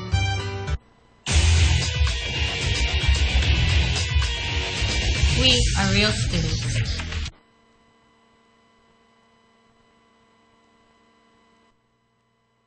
And welcome back, folks. Cameron Alvarado up to bat for the River Dogs. River Dogs trailing 8-0. Top of the 6th.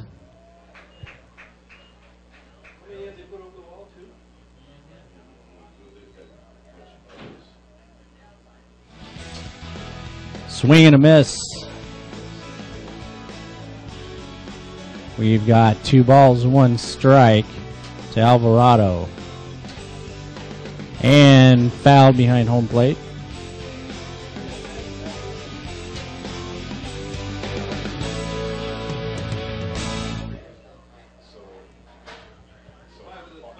And the windup and delivered. Hit foul down first base line. 2 balls, 2 strikes.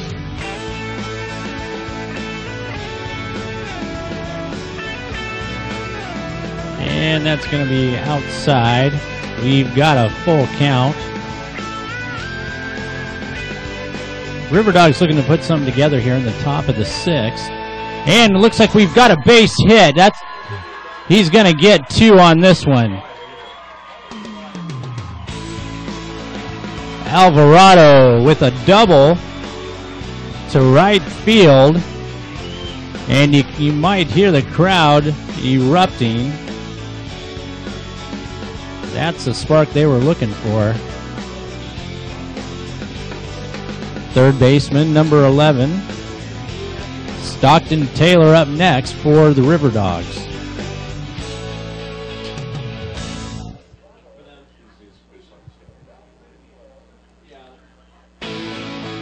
Alvarado on second base. Checks Alvarado. And the windup. Inside. Alvarado's going to take third.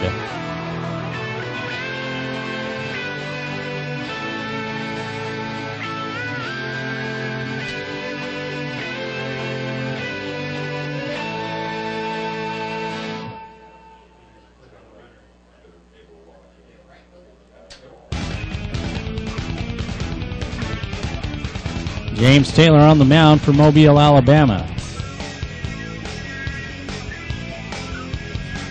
And the pitch foul.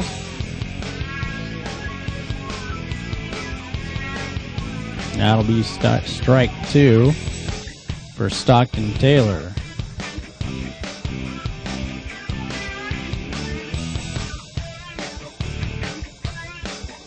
Inside, and that'll be a swing and a miss.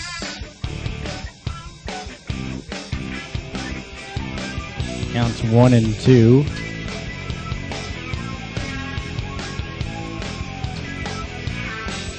And that's going to be hit foul. River Dogs with the runner on third. No outs.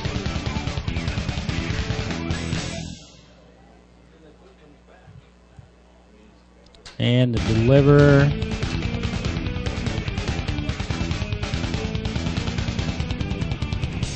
That's strike 2. 2 balls, 2 strikes. And we've got a hit. It might fall. Nope. Alvarado stays on third.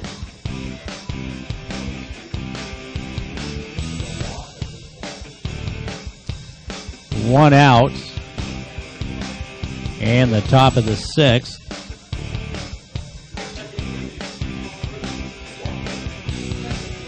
If you're just tuning in, the Mobile, Alabama Raw Dogs had last 2 innings just been explosive. 4 runs scored in the 4th and 5th.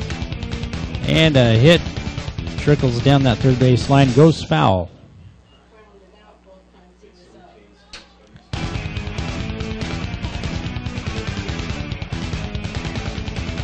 Chris Walker up for the River Dogs. Grounded out twice earlier tonight. Counts 0-1. Outside. 1 ball, 1 strike.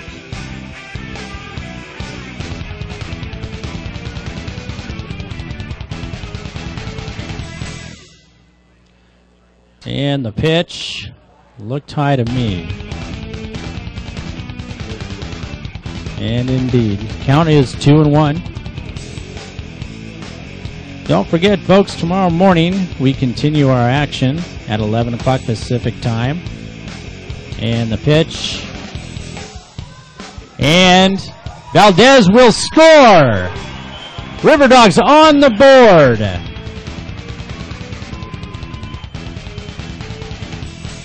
Now, wild pitch got right by the catcher there.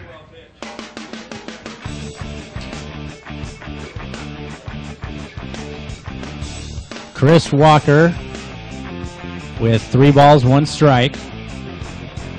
1 out here in the top of our 6th inning. The pitch and fouled down that third base line.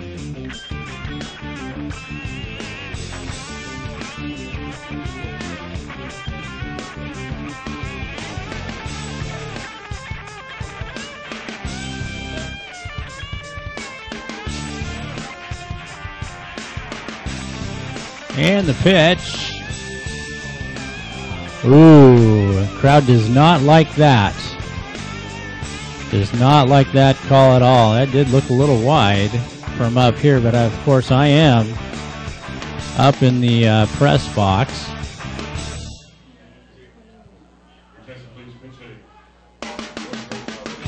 And we're gonna have a pinch hitter here for the River Dogs. We got 2 out. The top of the 6th. Hernandez, number 13, coming in to pinch hit.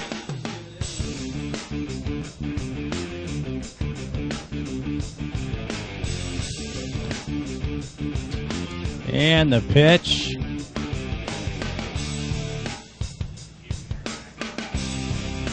One ball.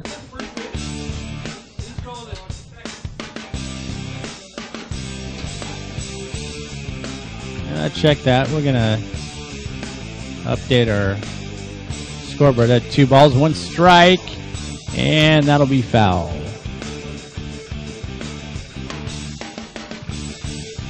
As I mentioned earlier, we're going to get going again tomorrow morning, 11 o'clock Pacific time. Ottumwa versus Onondaga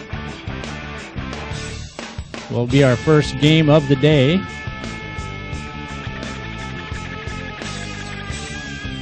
Inside. Full count, 3-2.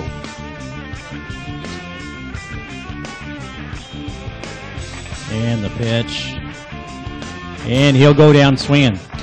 That'll end first half of our 6th inning. Folks, stay tuned. We're going to be right back after this quick word.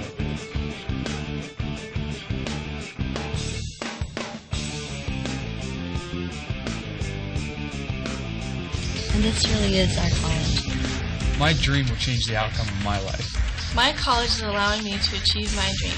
My dream is to be a pilot. My dream is to be a nurse. Only you can determine your dream. Big Bend will help you get there. What's your dream?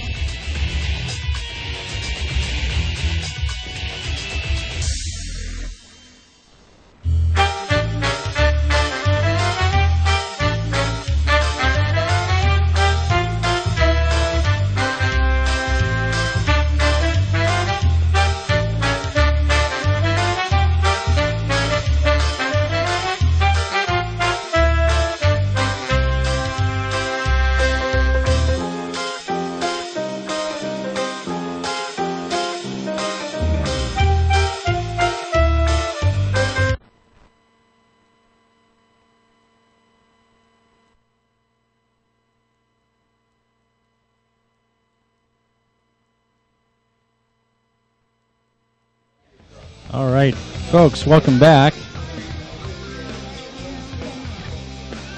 We are at the bottom of our 6th inning here.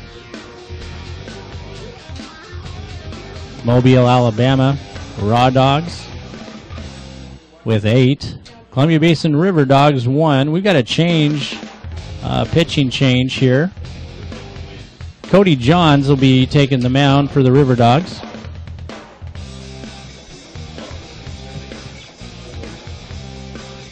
Brandon Kaiser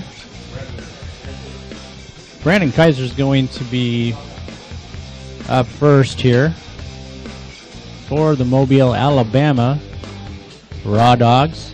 Pitch, swing and a strike.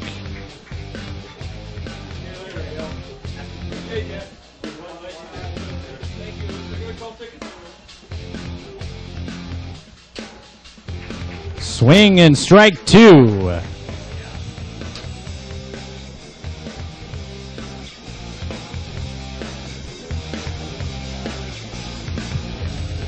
And the wind-up, hit foul down the third base line.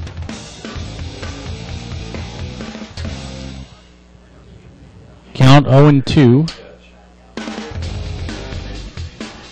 to Kaiser, and fouled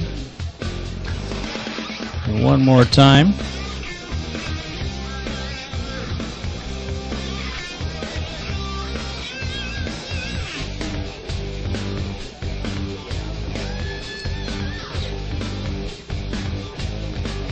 Cody Johns with a wind-up. Hit through the gap, and that's going to give him a single. Oop, and they've got him. They've got him in a pickoff. And they got him. That'll be out number 1. Nice recovery by the River Dogs. That's the kind of stuff that put 2 wins on the board for the River Dogs here in the World Series so far.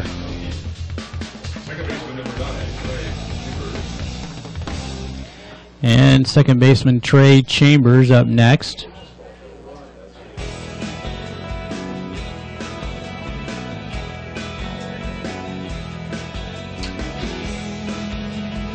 And we've got Mobile, Alabama with 8. Columbia Basin River Dogs 1. Hit to center field, and it's going to drop in for a single. They'll have a runner on first.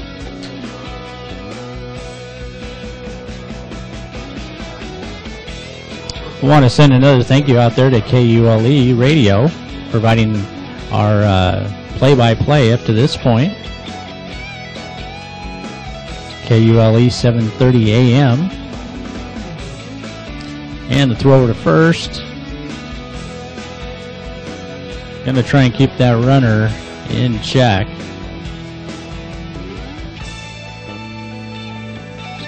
And Johns with the pitch, swing and a miss. 1 ball, 1 strike.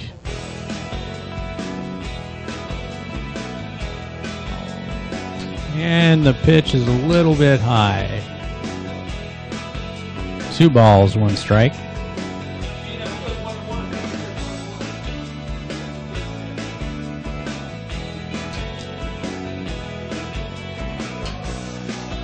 Crowd has been a little bit vocal tonight about the calls. 3 balls, 1 strike to Chambers. Runner on first. And they're going to try and throw him out. Ooh, that was close. He will get credit for the steal.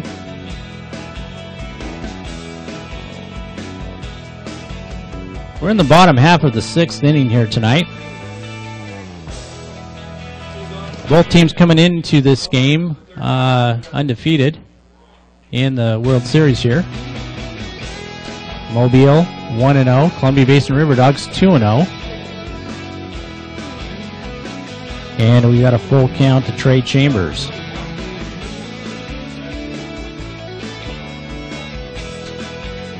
And we got a fly ball. Caught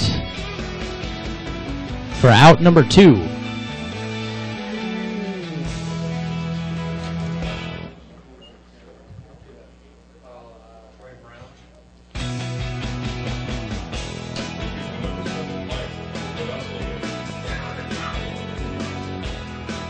And that's going to bring up first baseman Mike Radoslovich.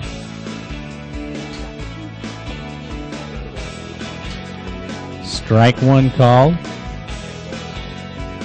Cody Johns checks the runner on second.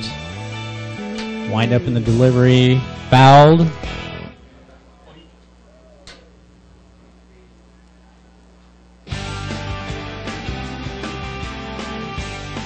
I'd like to thank everyone for joining us here in the Babe Ruth World Series Broadcasting Network. We did have KULE with us earlier today. I'm Cody Johnson filling in for the rest of our play-by-play tonight. Another foul ball.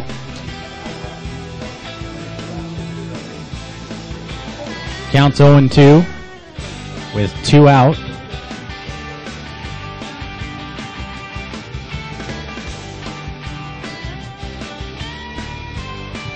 Johns checks the runner at second, winds and delivers, and they might have had a chance there. No one on second. Had a big lead.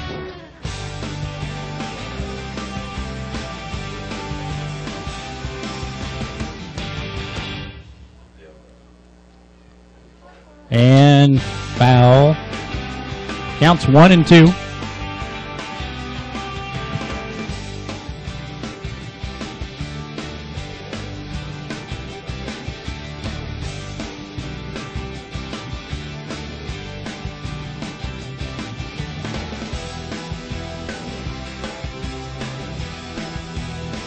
River Dogs looking to try and get out of the 6th inning.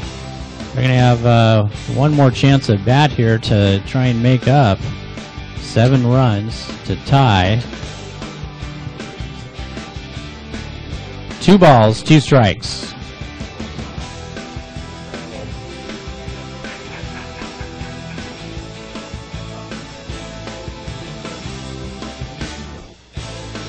Johns with the pitch, fouled. Down the first baseline.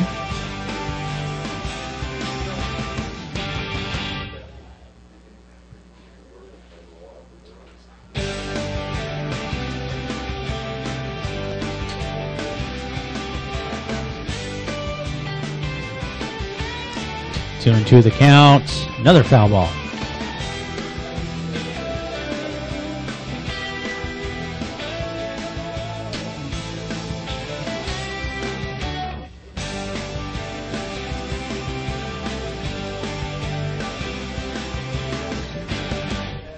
Wind's just starting to pick up just a little bit, blowing right to left.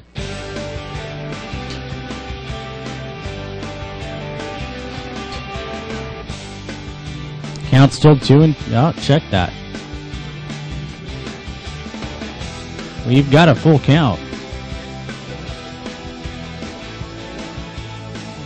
We got a full count to Mike Radoslovich of Mobile, Alabama. In white, Columbia Basin River Dogs. In blue.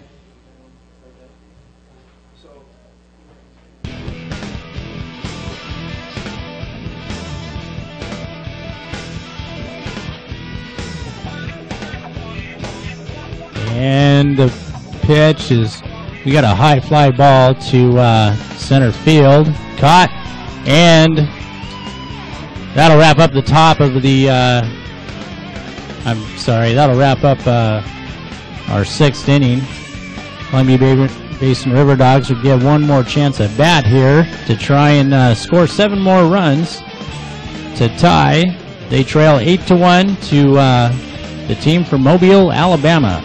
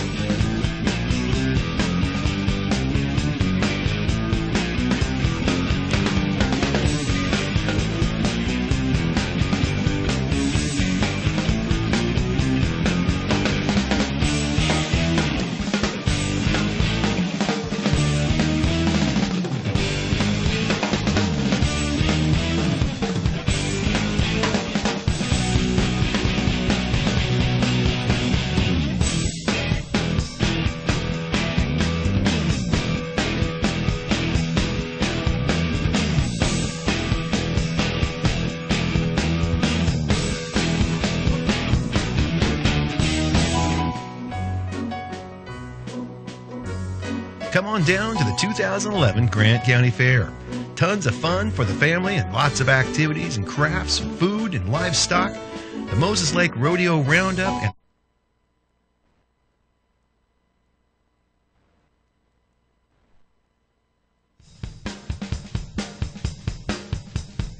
All right, folks, welcome back to the Babe Ruth World Series Broadcasting Network. We are at the top of the 7th inning. And up for the River Dogs, the number 16, Brighton Riddell. And that'll be strike one. As mentioned earlier, River Dogs got some ground to make up here, trailing 8-1. And this being their last at bat, unless they can do a little damage here.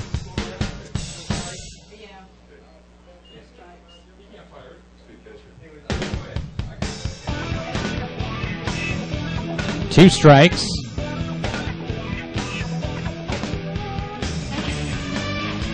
And the wind up. And trickled over there. And couldn't quite come up with it.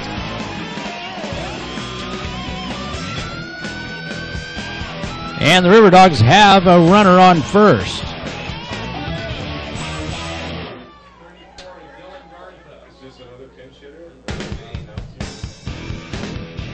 Up next, we got a pinch hitter coming up for the River Dogs. Dylan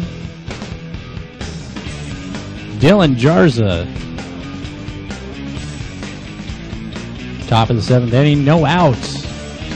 And the pitch, strike one.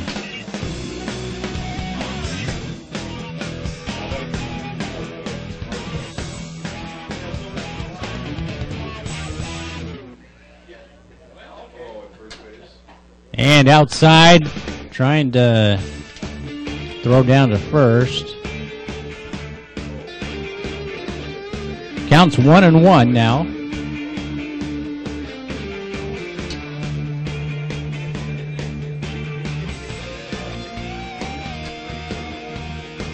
Swing and a strike. 1-2 to Jarza.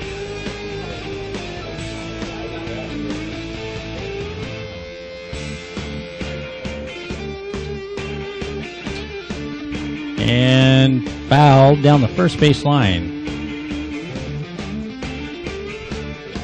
1 ball, 2 strikes.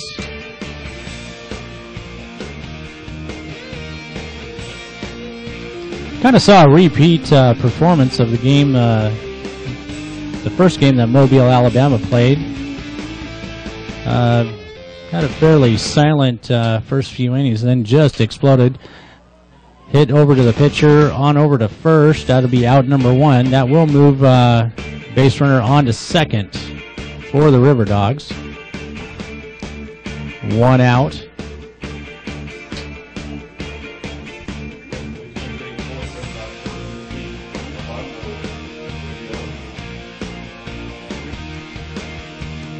And that's going to bring him number 15, Armando De Leon.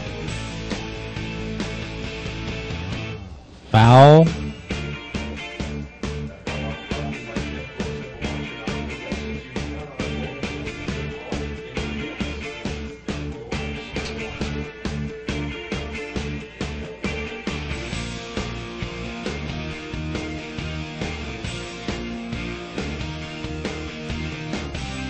And the pitch. Strike 2.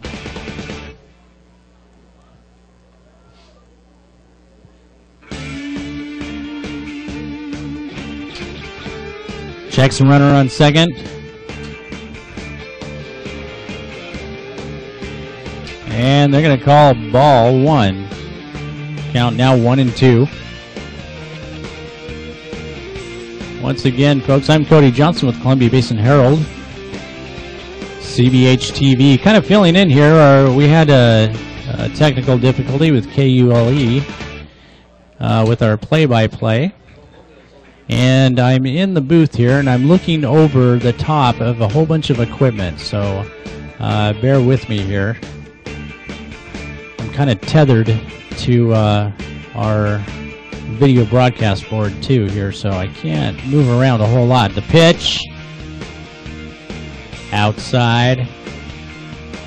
2 balls, 2 strikes. Runner on second, 1 out.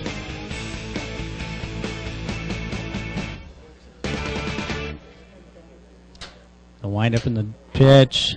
Fouled.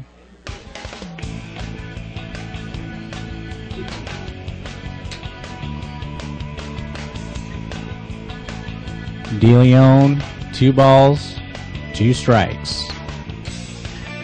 And hit over to the third baseman and throws him out at first for out number 2. That will move the base runner for the River Dogs down to third.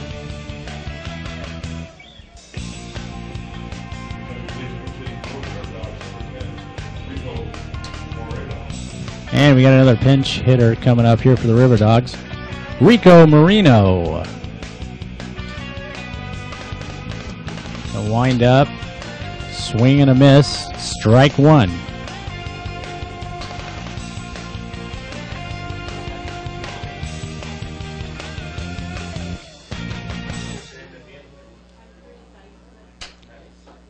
And that'll be strike 2 called.